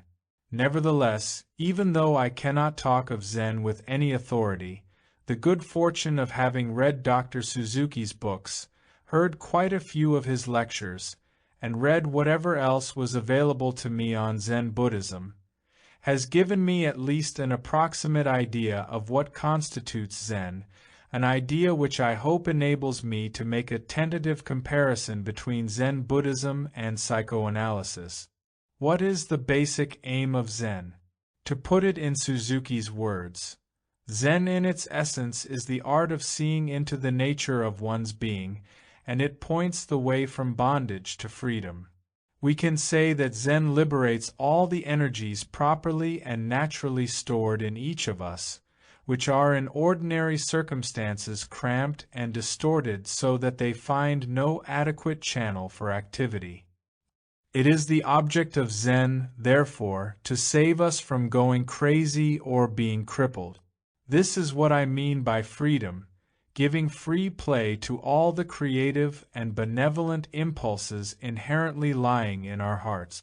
Generally, we are blind to this fact, that we are in possession of all the necessary faculties that will make us happy and loving towards one another.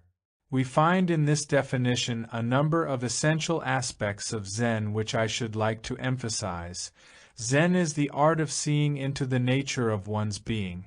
It is a ways from bondage to freedom. It liberates our natural energies. It prevents us from going crazy or being crippled. And it impels us to express our faculty for happiness and love. The final aim of Zen is the experience of enlightenment, called Satori.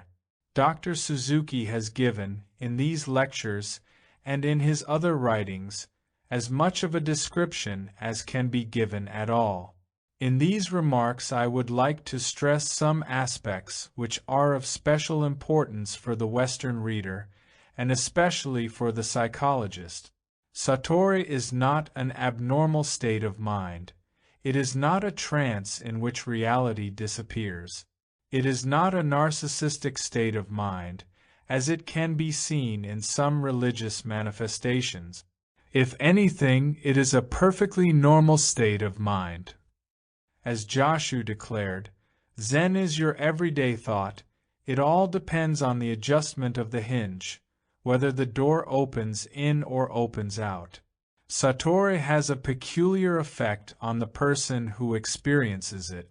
All your mental activities will now be working in a different key, which will be more satisfying, more peaceful, more full of joy than anything you ever experienced before. The tone of life will be altered. There is something rejuvenating in the possession of Zen. The spring flower will look prettier, and the mountain stream runs cooler and more transparent.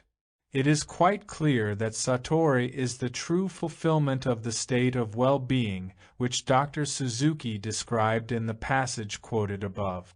If we would try to express enlightenment in psychological terms, I would say that it is a state in which the person is completely tuned to the reality outside and inside of him, a state in which he is fully aware of it and fully grasps it. He is aware of it, that is, not his brain, nor any other part of his organism, but he, the whole man. He is aware of it, not as of an object over there which he grasps with his thought, but it, the flower, the dog, the man, in its or his full reality.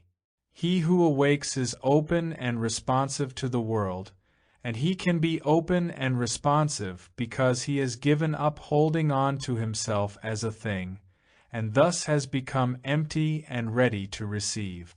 To be enlightened means the full awakening of the total personality to reality. It is very important to understand that the state of enlightenment is not a state of dissociation or of a trance in which one believes oneself to be awakened, when one is actually deeply asleep.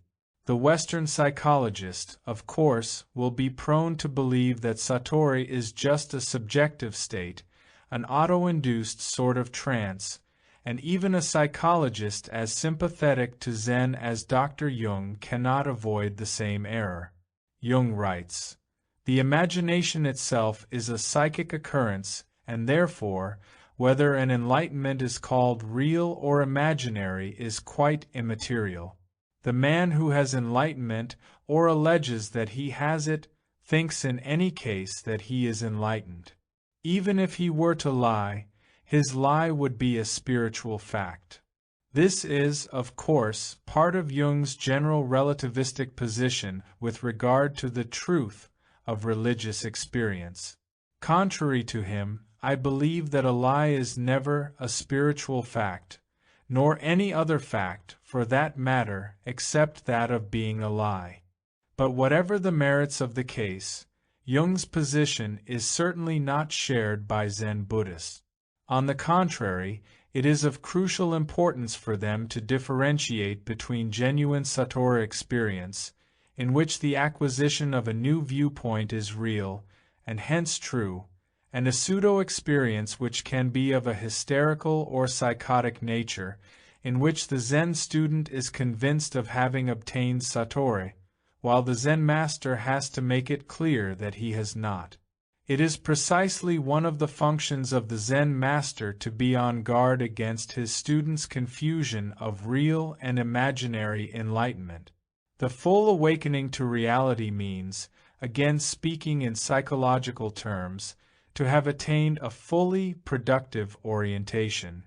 That means not to relate oneself to the world receptively, exploitatively, hoardingly, or in the marketing fashion, but creatively, actively, in Spinoza's sense. In the state of full productiveness, there are no veils which separate me from the not me. The object is not an object any more. It does not stand against me, but is with me. The rose I see is not an object for my thought, in the manner that when I say, I see a rose, I only state that the object, a rose, falls under the category rose, but in the manner that a rose is a rose is a rose. The state of productiveness is at the same time the state of highest objectivity. I see the object without distortions by my greed and fear. I see it as it or he is, not as I wish it or him to be or not to be. In this mode of perception there are no parataxic distortions. There is complete aliveness, and the synthesis is of subjectivity-objectivity. I experience intensely, yet the object is left to be what it is. I bring it to life, and it brings me to life. Satori appears mysterious only to the person who is not aware to what degree his perception of the world is purely mental or parataxical. If one is aware of this, one is also aware of a different awareness, that which one can also call a fully realistic one. One may have only experienced glimpses of it, yet one can imagine what it is. A little boy studying the piano does not play like a great master. Yet the master's playing is nothing mysterious. It is only the perfection of the rudimentary experience the boy has. That the undistorted and non-cerebral perception of reality is an essential element of Zen experience is expressed quite clearly in two Zen stories. One is the story of a master's conversation with a monk. Do you ever make an effort to get disciplined in the truth? Yes, I do. How do you exercise yourself? When I am hungry, I eat. When I am tired, I sleep. This is what everybody does. Can they be said to be exercising themselves in the same way as you do? No. Why not? Because when they eat, they do not eat, but are thinking of various other things, thereby allowing themselves to be disturbed. When they sleep, they do not sleep, but dream of 1,001 things. This is why they are not like myself. The story hardly needs any explanation. The average person, driven by insecurity, greed, fear, is constantly enmeshed in a world of fantasies, not necessarily being aware of it, in which he clothes the world in qualities which he projects into it, but which are not there. This was true at the period when this conversation took place. How much more is it true today, when almost everybody sees, hears, feels, and tastes with his thoughts, rather than with those powers within himself which can see, hear, feel, and taste. The other, equally revealing, statement is that of a Zen master who said, "Before I was enlightened the rivers were rivers and the mountains were mountains. When I began to be enlightened the rivers were not rivers any more and the mountains were not mountains. Now, since I am enlightened, the rivers are rivers again and the mountains are mountains." Again we see the new approach to reality. The average person is like the man in Plato's cave, seeing only the shadows and mistaking them for the substance. Once he has recognized this error, he knows only that the shadows are not the substance. But when he becomes enlightened, he has left the cave and its darkness for the light. There he sees the substance and not the shadows. He is awake. As long as he is in the dark, he cannot understand the light, as the Bible says. A light shines in the darkness, and the darkness understandeth not. Once he be out of the darkness, he understands the difference between how he saw the world as shadows and how he sees it now as reality. Zen is aimed at the knowledge of one's own nature. It searches to know thyself. But this knowledge is not the scientific knowledge of the modern psychologist, the knowledge of the knower intellect who knows himself as object. Knowledge of self in Zen is knowledge which is not intellectual, which is non-alienated. It is full experience in which knower and known become one. As Suzuki has put it, the basic idea of Zen is to come in touch with the inner workings of one's being, and to do this in the most direct way possible, without resorting to anything external or superadded. This insight into one's own nature is not an intellectual one, standing outside, but an experiential one, being inside, as it were. This difference between intellectual and experiential knowledge is of central importance for Zen and, at the same time, constitutes one of the basic difficulties the Western student has in trying to understand Zen. The West, for 2,000 years, and with only few exceptions, such as the mystics, has believed that a final answer to the problem of existence can be given in thought. The right answer in religion and in philosophy is of paramount importance. By this insistence, the way was prepared for the flourishing of the natural sciences. Here the right thought, while not giving a final answer to the problem of existence, is inherent in the method and necessary for the application of the thought to practice, that is, for technique. Zen, on the other hand, is based on the premise that the ultimate answer to life cannot be given in thought. The intellectual groove of yes and no is quite accommodating when things run their regular course.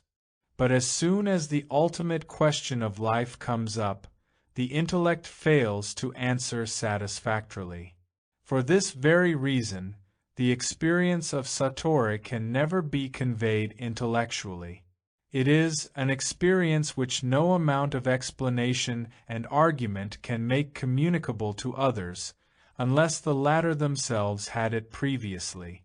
If Satori is amenable to analysis in the sense that by so doing it becomes perfectly clear to another who has never had it, that Satori will not be Satori.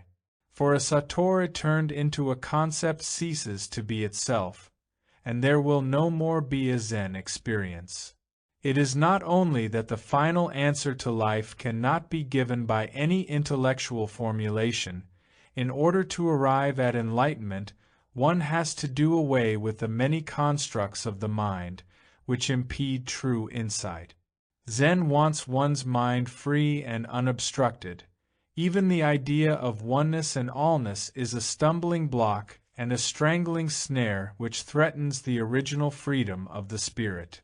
As a further consequence, the concept of participation or empathy, so emphasized by Western psychologists, is unacceptable to Zen thought.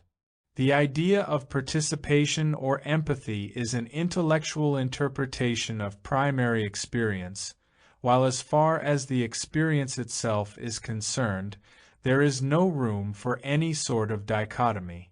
The intellect, however, obtrudes itself and breaks up the experience in order to make it amenable to intellectual treatment, which means a discrimination or bifurcation.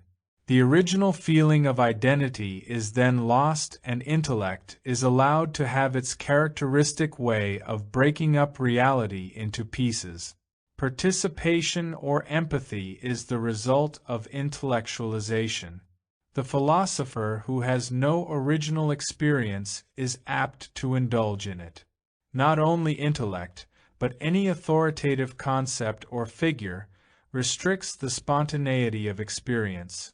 Thus Zen does not attach any intrinsic importance to the sacred sutras or to their exegesis by the wise and learned. Personal experience is strongly acting against authority and objective revelation. In Zen, God is neither denied nor insisted upon. Zen wants absolute freedom even from God. It wants the same freedom even from Buddha, hence the Zen saying, "Cleanse your mouth when you utter the word Buddha." In accordance with Zen's attitude towards intellectual insight, its aim of teaching is not, as in the West, an ever-increasing subtlety of logical thinking, but its method consists in putting one in a dilemma out of which one must contrive to escape not through logic indeed, but through a mind of higher order. Accordingly, the teacher is not a teacher in the Western sense. He is a master, inasmuch as he has mastered his own mind, and hence is capable of conveying to the student the only thing that can be conveyed, his existence. With all that the master can do, he is helpless to make the disciple take hold of the thing, unless the latter is fully prepared for it. The taking hold of the ultimate reality is to be done by oneself. The attitude of the Zen master to his student is bewildering to the modern Western reader, who is caught in the alternative between an irrational authority which limits freedom and exploits its object, and a laissez-faire absence of any authority. Zen represents another form of authority, that of rational authority. The master does. 6. Repression and Enlightenment. What follows from our discussion of psychoanalysis and Zen as to the relationship between the two? The reader must have been struck by now by the fact that the assumption of incompatibility between Zen Buddhism and psychoanalysis results only from a superficial view of both. Quite to the contrary, the affinity between both seems to be much more striking. This chapter is devoted to a detailed elucidation of this affinity. Let us begin with Dr. Suzuki's statements, quoted earlier, about the aim of Zen. Zen in its essence is the art of seeing into the nature of one's being, and it points the way from bondage to freedom. We can say that Zen liberates all the energies properly and naturally stored in each of us, which are in ordinary circumstances cramped and distorted so that they find no adequate channel for activity. It is the object of Zen, therefore, to save us from going crazy or being crippled.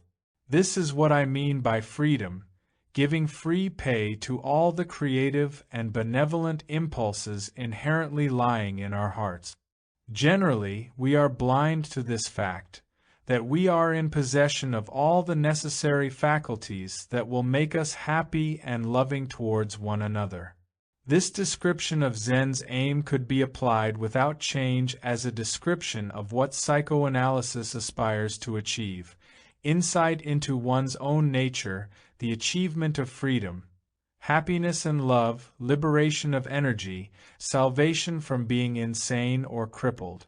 This last statement, that we are confronted with the alternative between enlightenment and insanity, may sound startling, but in my opinion is borne out by the observable facts. While psychiatry is concerned with the question of why some people become insane, the real question is why most people do not become insane. Considering man's position in the world, his separateness, aloneness, powerlessness, and his awareness of this, one would expect this burden to be more than he can bear, so that he would, quite literally, go to pieces under the strain. Most people avoid this outcome by compensatory mechanisms like the overriding routine of life, conformity with the herd, the search for power, prestige, and money, dependence on idols, shared with others in religious cults, a self-sacrificing masochistic life, narcissistic inflation, in short, by becoming crippled. All these compensatory mechanisms can maintain sanity, provided they work up to a point. The only fundamental solution which truly overcomes potential insanity is the full, productive response to the world, which in its highest form is enlightenment. Before we arrive at the central issue of the connection between psychoanalysis and Zen, I want to consider some more peripheral affinities. First to be mentioned is the ethical orientation common to Zen and to psychoanalysis.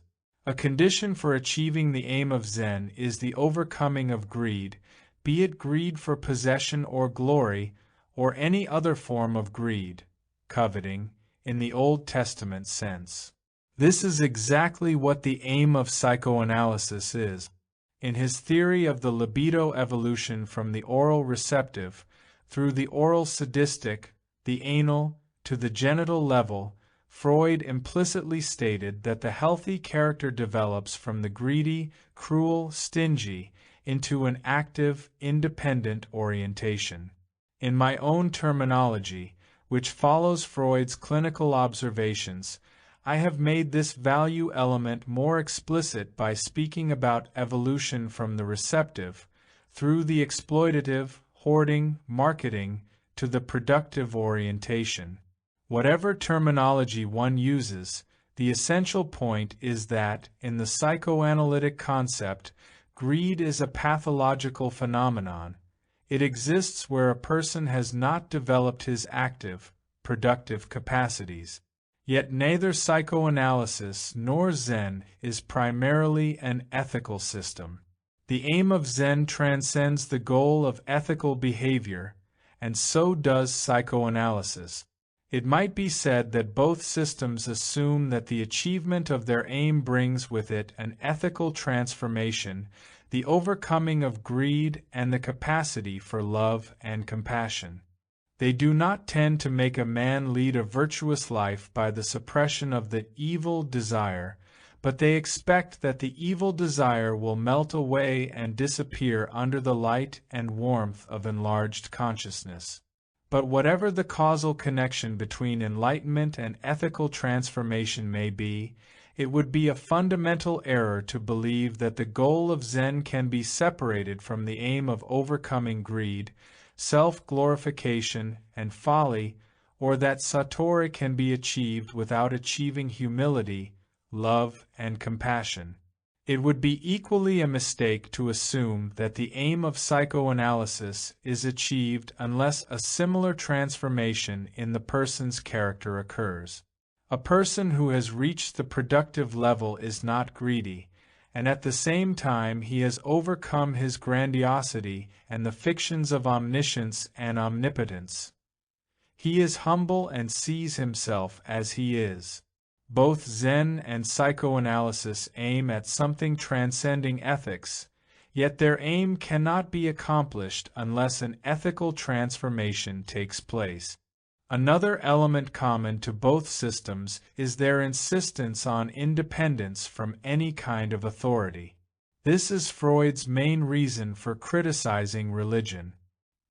He saw as the essence of religion the illusion of substituting the dependence on God for the original dependence on a helping and punishing Father. In the belief in God, man, according to Freud, continues his infantile dependence, rather than matures, which means to rely only on his own strength. What would Freud have said to a religion which says, "When you have mentioned Buddha's name, wash your mouth"? What would he have said to a religion in which there is no God, no irrational authority of any kind, whose main goal is exactly that of liberating man from all dependence, activating him, showing him that he, and nobody else, bears the responsibility for his fate? Yet, it might be asked, does this anti-authoritarian attitude not contradict the significance of the person of the master in Zen and of the analyst in psychoanalysis? Again, this question points to an element in which there is a profound connection between Zen and psychoanalysis. In both systems a guide is needed, one who has himself gone through the experience the patient, student, under his care is to achieve. Does this mean that the student becomes dependent on the master or psychoanalyst, and that hence the master's words constitute truth for him? Undoubtedly, psychoanalysts deal with the fact of such dependence, transference, and recognize the powerful influence which it can have. But the aim of psychoanalysis is to understand and eventually to dissolve this tie, and instead to bring the patient to a point where he has acquired full freedom from the analyst, because he has experienced in himself that which was unconscious and has reintegrated it into his consciousness. The Zen master, and the same can be said of the psychoanalyst, knows more and hence can have conviction in his judgment, but that does not at all mean that he imposes his judgment on the student. He has not called the student, and he does not prevent him from leaving him. If the student voluntarily comes to him and wants his guidance in walking the steep path to enlightenment, the master is willing to guide him, but only under one condition, that the student understands that, much as the master wants to help him, the student must look after himself. None of us can save anybody else's soul. One can only save oneself. All the master can do is play the role of a midwife, of a guide in the mountains.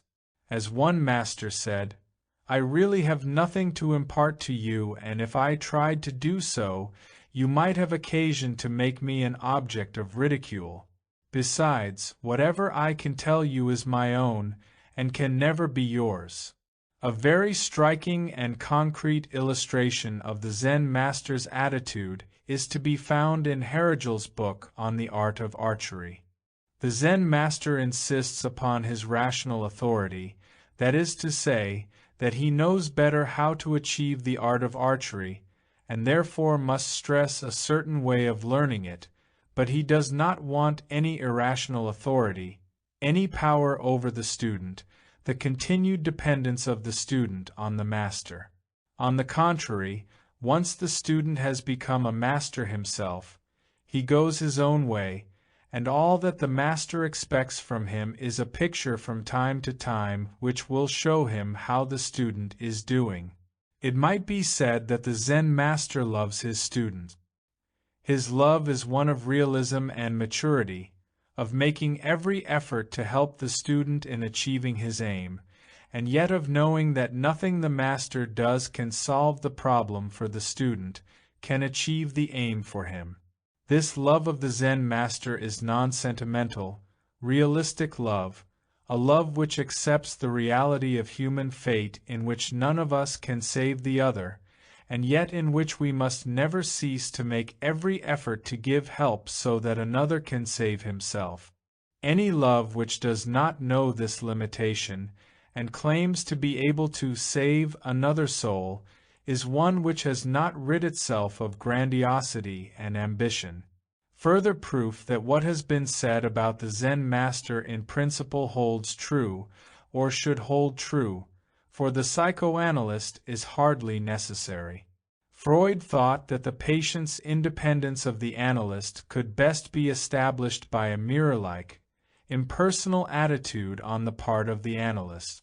But analysts like Ferenczi, Sullivan, myself, and others, who stress the need for relatedness between analyst and patient as a condition for understanding, would entirely agree that this relatedness must be free from all sentimentality, unrealistic distortions, and especially from any, even the most subtle and indirect, interference of the analyst in the life of the patient, not even that of the demand that the patient gets well.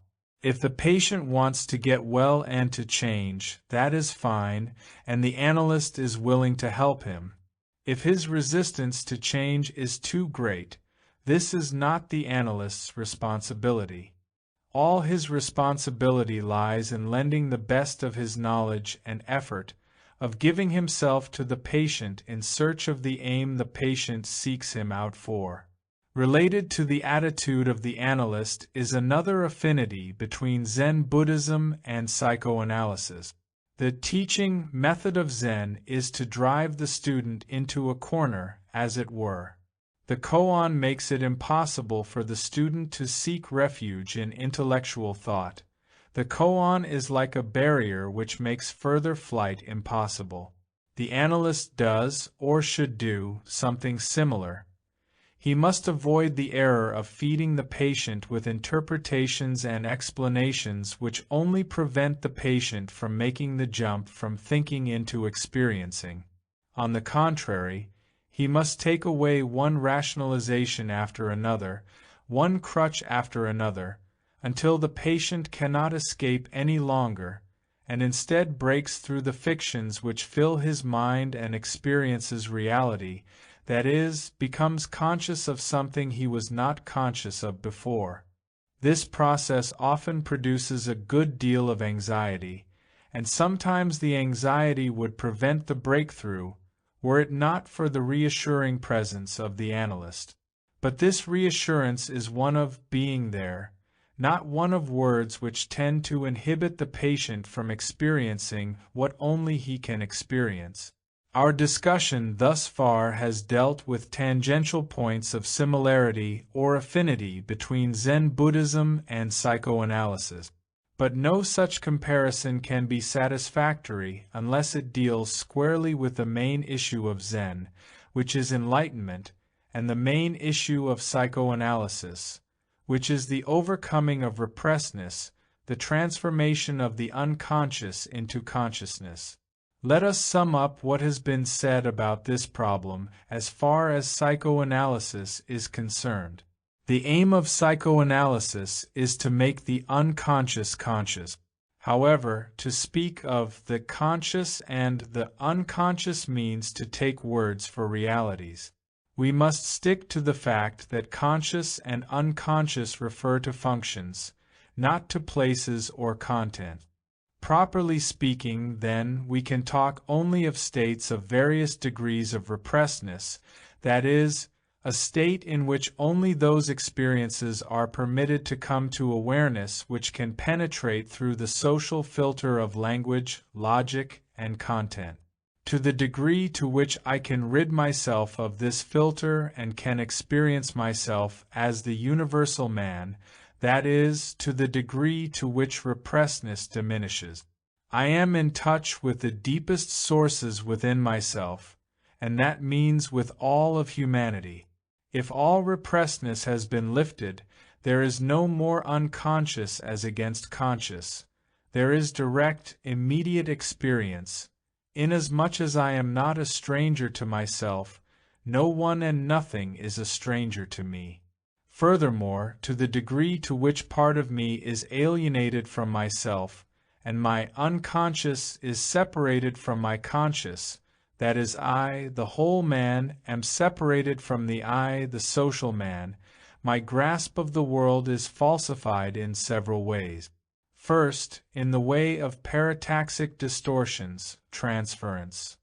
I experience the other person not with my total self, but with my split, childish self, and thus another person is experienced as a significant person of one's childhood, and not as the person he really is.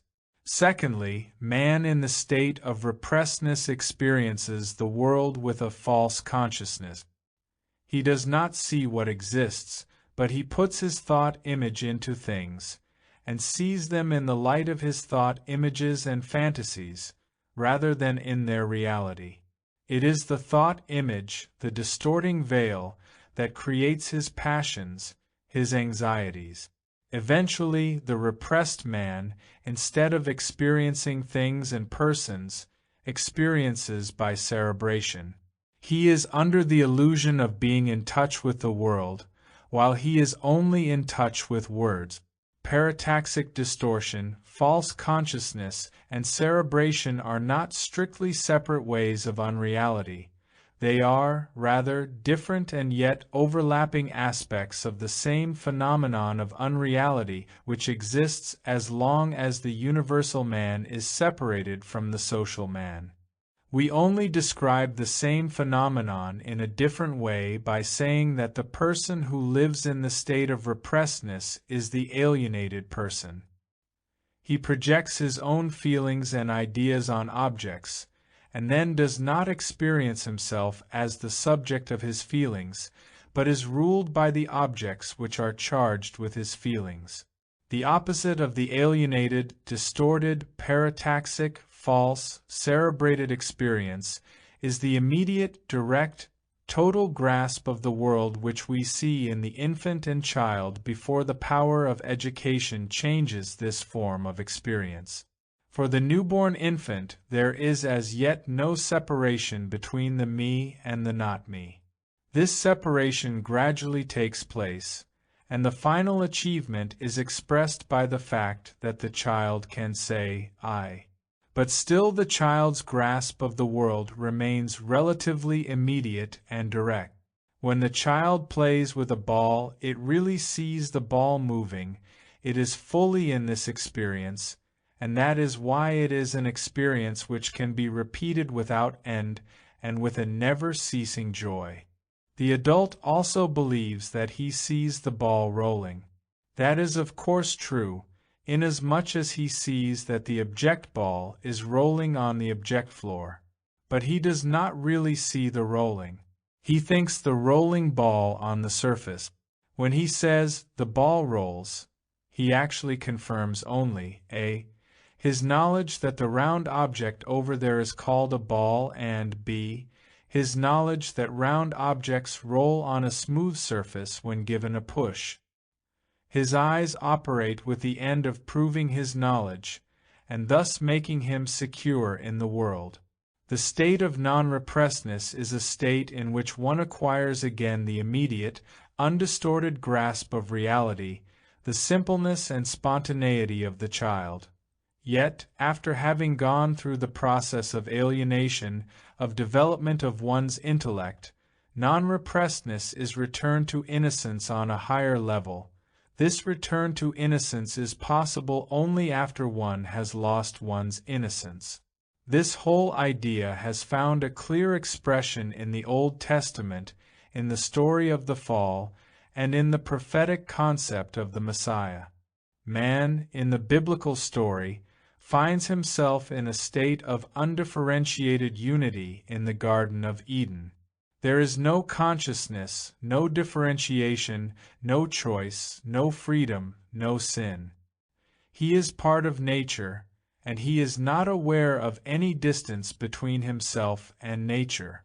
This state of primordial, pre-individual unity is disrupted by the first act of choice, which is at the same time the first act of disobedience and of freedom. The act brings about the emergence of consciousness. Man is aware of himself as he, of his separateness from Eve the woman, and from nature, animals, and the earth. When he experiences this separateness, he feels ashamed, as we all still feel ashamed, though unconsciously, when we experience the separateness from our fellow man. He leaves the Garden of Eden, and this is the beginning of human history. He cannot return to the original state of harmony, yet he can strive for a new state of harmony by developing his reason, his objectivity, his conscience, and his love fully, so that, as the prophets express it, the earth is full of the knowledge of God as the ocean is full of water. History, in the messianic concept, is the place in which there will occur this development from pre-individual, pre-conscious harmony to a new harmony, a harmony based on the completion and perfection of the development of reason. This new state of harmony is called the messianic time, in which the conflict between man and nature, man and man, will have disappeared, in which the desert will become a fruitful valley, in which the lamb and the wolf will rest side by side, and in which swords will be transformed into plowshares. The messianic time is the time of the Garden of Eden, and yet it is its opposite. It is oneness, immediacy, entirety, but of the fully developed man who has become a child again, yet has outgrown being a child. The same idea is expressed in the New Testament. Truly, I say to you, whosoever does not receive the kingdom of God like a child shall not enter it. The meaning is clear. We have to become children again, to experience the unalienated, creative grasp of the world. But in becoming children again, we are at the same time not children, but fully developed adults. Then, indeed, we have the experience which the New Testament describes like this. For now we see in a mirror dimly, but then face to face. Now I know in part, then I shall understand fully even as I have been fully understood. To become conscious of the unconscious means to overcome repressedness and alienation from myself, and hence from the stranger. It means to wake up, to shed illusions, fictions, and lies, to see reality as it is. The man who wakes up is the liberated man, the man whose freedom cannot be restricted either by others or by himself. The process of becoming aware of that which one was not aware of constitutes the inner revolution of man. It is the true awakening which is at the root of both creative intellectual thought and intuitive immediate grasp. To lie is possible only in a state of alienation, where reality is not experienced except as a thought. In the state of being open to reality which exists in being awakened, to lie is impossible because the lie would melt under the strength of experiencing fully. In the last analysis, to make the unconscious conscious means to live in truth. Reality has ceased to be alienated. I am open to it. I let it be. Hence my responses to it are true. This aim of the immediate, full grasp of the world is the aim of Zen. Since Dr. Suzuki has written about the unconscious in Studies in Zen, 1986, I can refer to his discussion, and thus try to clarify further the connection between the psychoanalytic and the Zen concept. First of all, I should like to point again to the terminological difficulty which, I believe, unnecessarily complicates matters. The use of the conscious and the unconscious, instead of the functional term of greater or lesser awareness of experience in the total man. I believe that, if we free our discussion from these terminological obstacles, we can recognize more readily the connection between the true meaning of making the unconscious conscious and the idea of enlightenment. The Zen approach is to enter right into the object itself and see it, as it were, from the inside. This immediate grasp of reality may also be called connative or creative. Suzuki then speaks of this source of creativity as of Zen's unconscious and continues by saying that the unconscious is something to feel, not in its ordinary sense, but in what I would call the most primary or fundamental sense. The formulation speaks here of the unconscious as of a realm within the personality and transcending it, and, as Suzuki goes on to say, the feeling of the unconscious is basic and primary. Translating this into functional terms, I would not speak of feeling the unconscious, but rather of being aware of a deeper and not conventionalized area of experience, or to put it differently, lessening the degree of repressedness, and thus reducing the parataxic distortion, image projections, and cerebration of reality. When Suzuki speaks of the Zen man as being in direct communion with the great unconscious, I would prefer the formulation, being aware of his own reality and of the reality of the world in its full depth and without veils. A little later Suzuki uses the same functional language when he states, in fact, the unconscious is, on the contrary, the most intimate thing to us, and it is just because of this intimacy that it is difficult to take hold of in the same way as the eye cannot see itself. To become, therefore, conscious of the unconscious requires a special training on the part of consciousness. Here Suzuki chooses a formulation which would be exactly the one chosen from the psychoanalytic standpoint. The aim is to become conscious of the unconscious, and in order to achieve this aim, a special training on the part of consciousness is necessary. Does this imply that Zen and psychoanalysis have the same aim, and that they differ only in the training of the consciousness they have developed? Before we return to this point, I should like to discuss a few other points which need to be clarified. Dr. Suzuki, in his discussion, refers to the same problem which I mentioned in the discussion of the psychoanalytic concept above, that of knowledge versus the state of innocence. What is called in biblical terms the loss of innocence, through the acquisition of knowledge, is called in Zen and in Buddhism generally the affective contamination, klesha, or the interference of the conscious mind predominated by intellektion, vijnana. The term intellektion raises a very important problem. Is intellektion the same as consciousness? In this case, making the unconscious conscious would imply the furthering of intellektion and indeed lead to an aim exactly opposite to Zen's.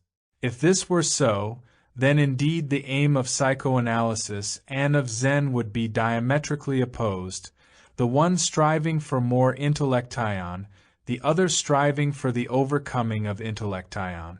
It must be admitted that Freud, in the earlier years of his work, when he still believed that the proper information given the patient by the psychoanalyst was enough to cure him, had a concept of intellektion as the goal of psychoanalysis. It must be admitted further that many analysts in practice have still not emerged from this concept of intellektion, and that Freud never expressed himself with full clarity on the difference between intellektion and the affective, total experience which occurs in genuine working through.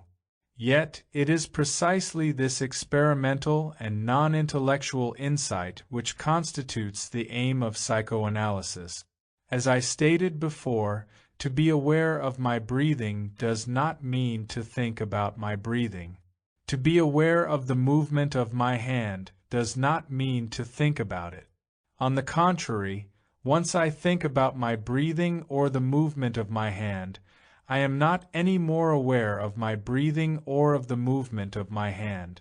The same holds true of my awareness of a flower or a person, of my experience of joy, love, or peace. It is characteristic of all true insight in psychoanalysis that it cannot be formulated in thought, while it is characteristic of all bad analysis that insight is formulated in complicated theories which have nothing to do with immediate experience. The authentic psychoanalytic insight is sudden. It arrives without being forced or even being premeditated. It starts not in our brain but, to use a Japanese image, in our belly. It cannot be adequately formulated in words, and it eludes one if one tries to do so, yet it is real and conscious, and leaves the person who experiences it a changed person. The immediate grasp of the world by the infant is one before consciousness, objectivity, and a sense of reality as separate from self are fully developed. In this state, the unconscious is an instinctive one. It does not go beyond that of animals and infants. It cannot be that of the mature man. During the emergence from primitive unconsciousness to self-consciousness, the world is experienced as an alienated one on the basis of the split between subject and object, of separation between the universal man and the social man, between unconsciousness and consciousness. To the degree, however, to which consciousness is gained to open itself, to loosen the threefold filter, the discrepancy between consciousness and unconsciousness disappears. When it has fully disappeared, there is direct, unreflected, conscious experience, precisely the kind of experience which exists without intellection and reflection. This knowledge is what Spinoza called the highest form of knowledge, intuition, the knowledge which Suzuki describes as the approach which is to enter right into the object itself and see it, as it were, from the inside. It is the cognitive or creative way of seeing reality. In this experience of the immediate, reflected grasp, man becomes the creative artist of life, which we all are and yet have forgotten that we are. To such creative artist of life, his every deed expresses originality, creativity, his living personality. There is no conventionality, no conformity, no inhibitory motivation. He has no self encased in his fragmentary, limited, restrained, egocentric existence. He is gone out of this prison. The mature man, if he has cleansed himself of affective contamination and the interference of intellection, can realize a life of freedom and spontaneity where such disturbing feelings as fear, anxiety, or insecurity have no room to assail him. What Suzuki says here of the liberating function of this achievement is, indeed, what from the psychoanalytic standpoint would be said of the expected effect of full insight. There remains a question of terminology which I want to mention only briefly since, like all terminological questions, it is not of great importance. I mentioned before that Suzuki speaks of the training of consciousness, but in other places he speaks of the trained unconscious in which all the conscious experiences he has gone through since infancy are incorporated as constituting his whole being. One might find a contradiction in the use at one time of the trained consciousness and at another of the trained unconsciousness. But actually I do not believe that we deal here with a contradiction at all. In the process of making the unconscious conscious, of arriving at the full and hence unreflected reality of experience, both the conscious and the unconscious must be trained. The conscious must be trained to loosen its reliance on the conventional filter, while the unconscious must be trained to emerge from its secret, separate existence into the light. But in reality, speaking of the training of consciousness and unconsciousness means using metaphors. Neither the unconscious nor the conscious need to be trained, since there is neither a conscious nor an unconscious. But man must be trained to drop his repressedness and to experience reality fully, clearly, in all awareness, and yet without intellectual reflection, except where intellectual reflection is wanted or necessary, as in science and in practical occupations. Suzuki suggests calling this unconscious the cosmic unconscious. There is, of course, no valid argument against this terminology, provided it is explained as clearly as in Suzuki's text. Nevertheless, I would prefer to use the term cosmic consciousness, which Buck used to denote a new, emerging form of consciousness. I would prefer this term because if, and to the degree to which, the unconscious becomes conscious, it ceases to be unconscious, always keeping in mind that it does not become reflective intellection. The cosmic unconsciousness is the unconscious only as long as we are separated from it, that is, as long as we are unconscious of reality. To the degree to which we awaken and are in touch with reality, there is nothing we are unconscious of. It must be added that by using the term cosmic consciousness, rather than conscious, reference is made to the function of awareness rather than to a place within the personality. Where does this whole discussion lead us with regard to the relationship between Zen Buddhism and psychoanalysis? The aim of Zen is enlightenment, the immediate, unreflected grasp of reality, without affective contamination and intellectualization, the realization of the relation of myself to the universe. This new experience is a repetition of the pre-intellectual, immediate grasp of the child, but on a new level, that of the full development of man's reason, objectivity, individuality. While the child's experience, that of immediacy and oneness, lies before the experience of alienation and the subject-object split, the Enlightenment experience lies after it. The aim of psychoanalysis, as formulated by Freud, is that of making the unconscious conscious, of replacing ID by ego. To be sure, the content of the unconscious to be discovered was limited to a small sector of the personality, to those instinctual drives which were alive in early childhood, but which were subject to amnesia.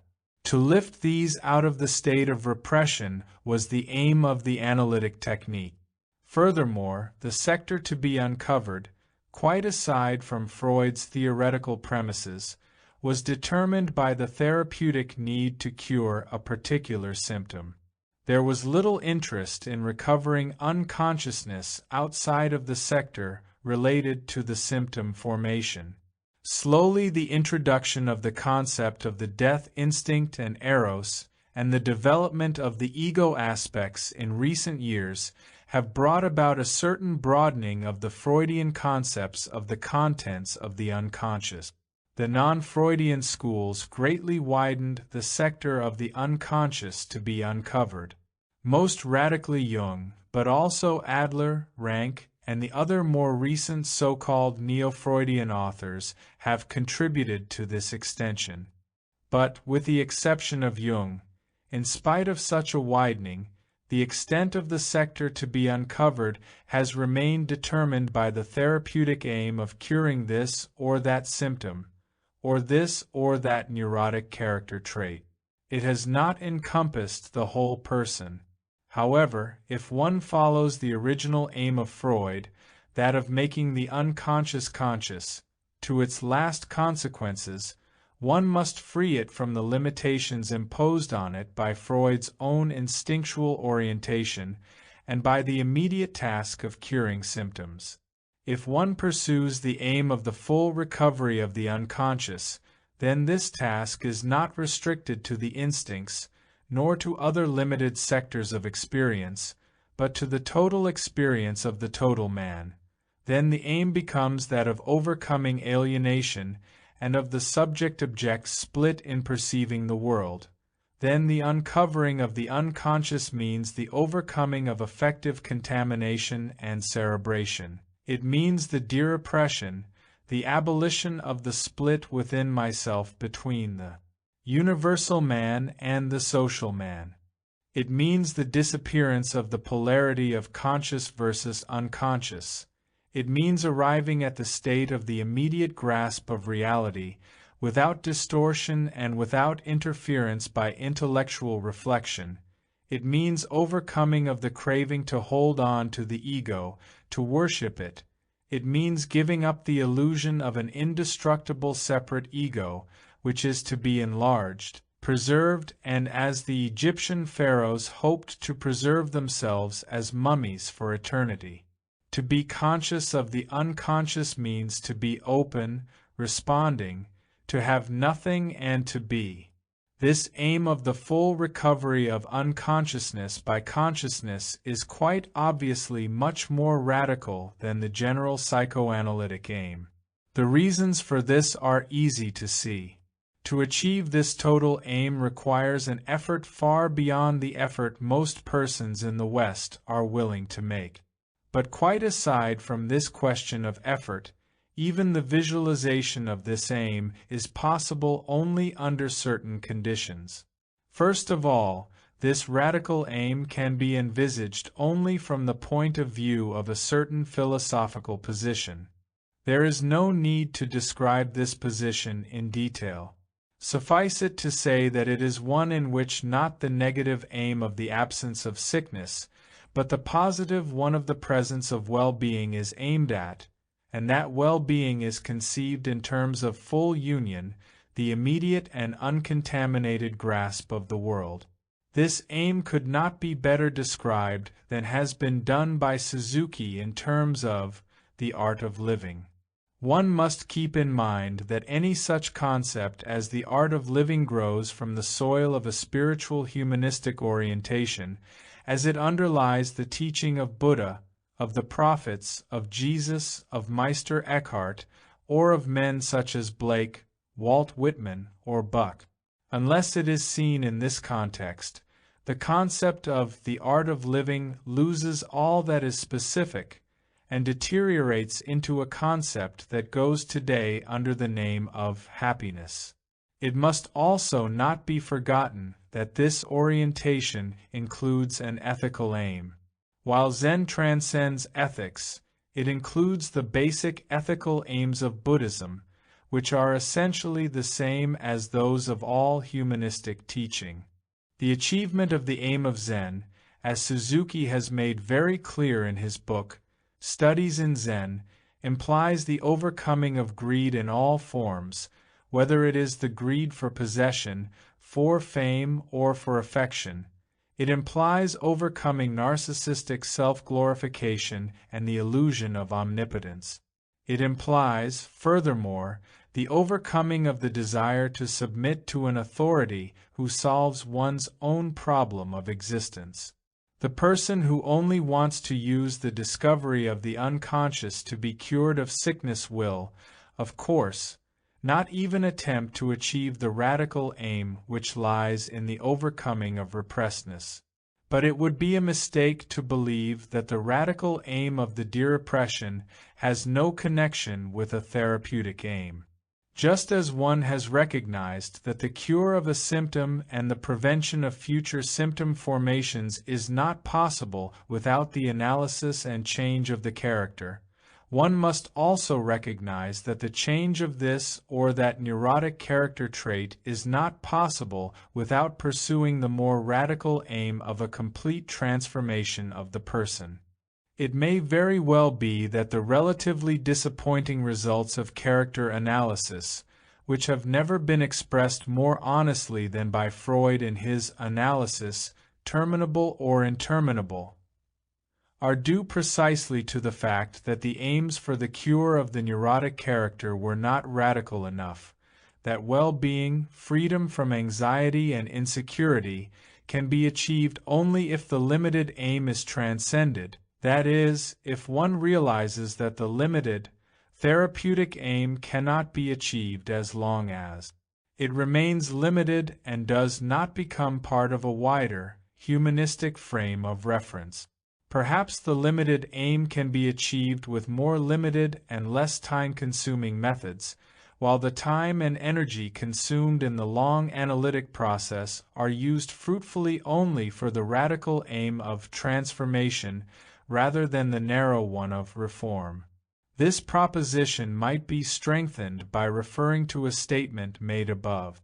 Man, as long as he has not reached the creative relatedness of which Satori is the fullest achievement, at best compensates for inherent potential depression by routine, idolatry, destructiveness, greed for property or fame, etc. When any of these compensations break down, his sanity is threatened. The cure of the potential insanity lies only in the change in attitude from split and alienation to creative, immediate grasp of and response to the world. If psychoanalysis can help in this way, it can help to achieve true mental health.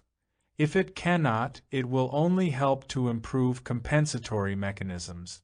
To put it still differently, somebody may be cured of a symptom, but he cannot be cured of a character neurosis. Man is not a thing, man is not a case, and the analyst does not cure anybody by treating him as an object. Rather, the analyst can only help a man to wake up, in a process in which the analyst is engaged with the patient in the process of their understanding each other, which means experiencing their oneness. In stating all this, however, we must be prepared to be confronted with an objection. If, as I said above, The achievement of the full consciousness of the unconscious is as radical and difficult an aim as enlightenment. Does it make any sense to discuss this radical aim as something which has any general application? Is it not purely speculative to raise seriously the question that only this radical aim can justify the hopes of psychoanalytic therapy? If there were only the alternative between full enlightenment and nothing, then indeed this objection would be valid. But this is not so. In Zen there are many stages of enlightenment, of which Satori is the ultimate and decisive step. But, as far as I understand, value is set on experiences which are steps in the direction of Satori, although Satori may never be reached. Dr. Suzuki once illustrated this point in the following way. If one candle is brought into an absolutely dark room, the darkness disappears, and there is light. But if 10 or 100 or 1,000 candles are added, the room will become brighter and brighter. Yet the decisive change was brought about by the first candle which penetrated the darkness. What happens in the analytic process?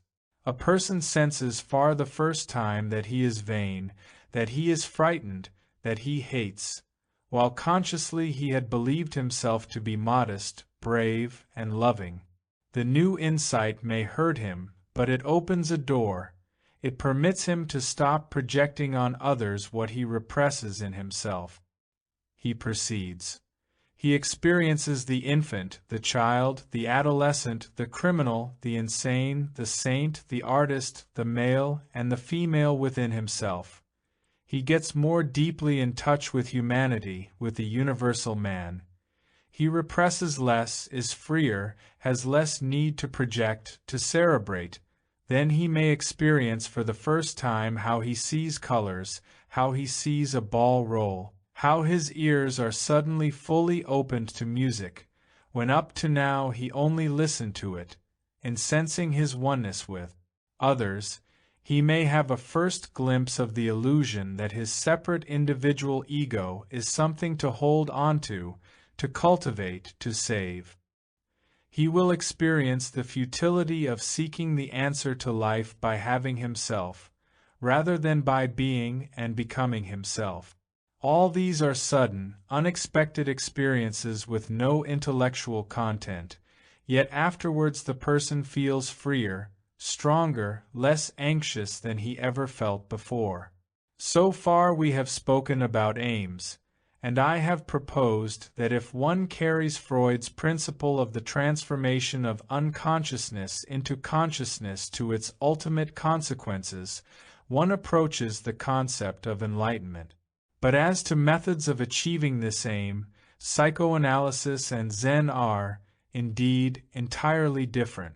The method of Zen is, one might say, that of a frontal attack on the alienated way of perception by means of the sitting, the koan, and the authority of the master.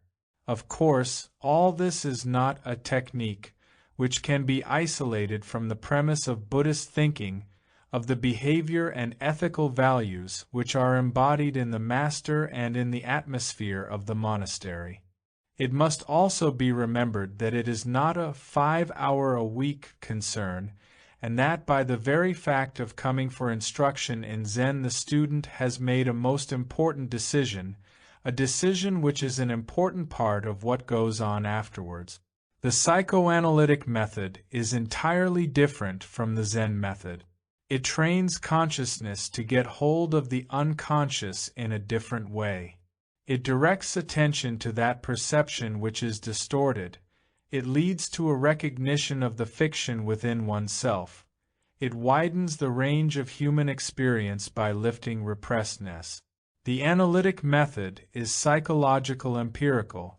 It examines the psychic development of a person from childhood on and tries to recover the earlier experiences in order to assist the person in experiencing what is now repressed. It proceeds by uncovering illusions within oneself about the world, step by step, so that parataxic distortions and alienated intellectualizations diminish. By becoming less of a stranger to himself, the person who goes through this process becomes less estranged to the world, because he has opened up communication with the universe within himself. He has opened up communication with the universe outside. False consciousness disappears, and with it the polarity conscious-unconscious. A new realism dawns in which the mountains are mountains again. The psychoanalytic method is of course only a method, a preparation, but so is the Zen method. By the very fact that it is a method, it never guarantees the achievement of the goal. The factors which permit this achievement are deeply rooted in the individual personality, and for all practical purposes we know little of them. I have suggested that the method of uncovering the unconscious, if carried to its ultimate consequences, may be a step toward enlightenment, provided it is taken within the philosophical context which is most radically and realistically expressed in Zen. But only a great deal of further experience in applying this method will show how far it can lead. The view expressed here implies only a possibility, and thus has the character of a hypothesis which is to be tested. But what can be said with more certainty is that the knowledge of Zen, and a concern with it, can have a most fertile and clarifying influence on the theory and technique of psychoanalysis. Zen, different as it is in its method from psychoanalysis, can sharpen the focus, throw new light on the nature of insight, and heighten the sense of what it is to see, what it is to be creative, what it is to overcome the affective contaminations and false intellectualizations which are the necessary results of experience based on the subject-object split. In its very radicalism with respect to intellectualization, authority, and the delusion of the ego, in its emphasis on the aim of well-being, Zen thought will deepen and widen the horizon of the psychoanalyst and help him to arrive at a more radical concept of the grasp of reality as the ultimate aim of full, conscious awareness. If further speculation on the relation between Zen and psychoanalysis is permissible, one might think of the possibility that psychoanalysis may be significant to the student of Zen. I can visualize it as a help in avoiding the danger of a false enlightenment, which is, of course, no enlightenment, one which is purely subjective, based on psychotic or hysterical phenomena, or on a self-induced state of trance. Analytic clarification might help the Zen student to avoid illusions, the absence of which is the very condition of enlightenment. Whatever the use is that Zen may make of psychoanalysis, from the standpoint of a Western psychoanalyst, I express my gratitude for this precious gift of the East, especially to Dr. Suzuki, who has succeeded in expressing it in such a way that none of its essence becomes lost in the attempt to translate Eastern into Western thinking, so that the Westerner, if he takes the trouble, can arrive at an understanding of Zen, as far as it can be arrived at before the goal is reached. How could such understanding be possible were it not for the fact that Buddha nature is in all of us, that man and existence are universal categories, and that the immediate grasp of reality, waking up, and enlightenment are universal experiences? A biography of Erich Fromm. Erich Fromm, 1900–1980, was a German-American psychoanalyst, sociologist, and democratic socialist best known for his classic works Escape from Freedom, 1941, and The Art of Loving, 1956, and for his early association with the Frankfurt School of Critical Theory. He is commonly considered one of the most influential and popular psychoanalysts in America, and his works have sold multi-millions of copies throughout the world in many languages. Fromm was born in Frankfurt am Main, Germany, the only child of Naphtali Fromm, a wine merchant, and Rosa from née Krauss. His parents were devout Orthodox Jews, and Fromm spent much of his youth studying the Talmud. Though he renounced practicing his religion at the age of 26, Fromm's view of the world remained profoundly shaped by Orthodox Judaism and its rejection of assimilation with the mainstream. Fromm's interest in ethics and legal issues led him first to study law at Frankfurt University and, starting in 1919, sociology under Alfred Weber, brother to Max Weber, in Heidelberg. In his 1922 dissertation, Fromm examined the function of Jewish law in 3 diaspora communities, introduced by his friend and later wife, Frieda Reichmann. Fromm became interested in the ideas of Sigmund Freud and started to develop his own theories and methods to understand social phenomena in a psychoanalytic way. After completing his psychoanalytic training in 1930, Fromm began his own clinical practice in Berlin. By then he was also working with the Institute for Social Research, affiliated with the University of Frankfurt, where a circle of critical theorists around Max Horkheimer became known as the Frankfurt School. Following the Nazi takeover, Fromm settled in the United States in 1934. Many of his colleagues from the Institute for Social Research had gone into exile in New York City, joining Fromm. He then taught at several American schools and became a U.S. citizen in 1940. In 1941, Escape from Freedom was published and Fromm started lecturing at the New School for Social Research. He was co-founder of the William Alanson White Institute in New York, and in 1944 he married Henny Gerland, a fellow émigré. In 1950, Fromm moved to Mexico City, where the climate would better suit his wife's health problems, and he became a professor at the National Autonomous University of Mexico, UNAM. Despite the move, Henny died in 1952, and Fromm married Annis Freeman in 1953. Mexican Institute of Psychoanalysis, where he served as director until 1973. Following his retirement, Fromm made Muralto, Switzerland, his permanent home until his death. Fromm published books known for their socio-political and social psychoanalytic groundwork.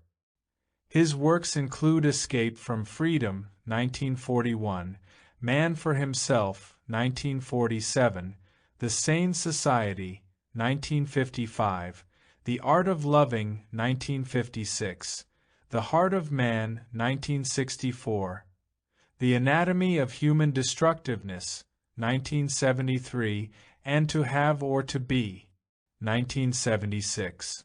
By applying his social psychoanalytic approach to cultural and social phenomena, Fromm analyzed authoritarianism in Hitler's Germany.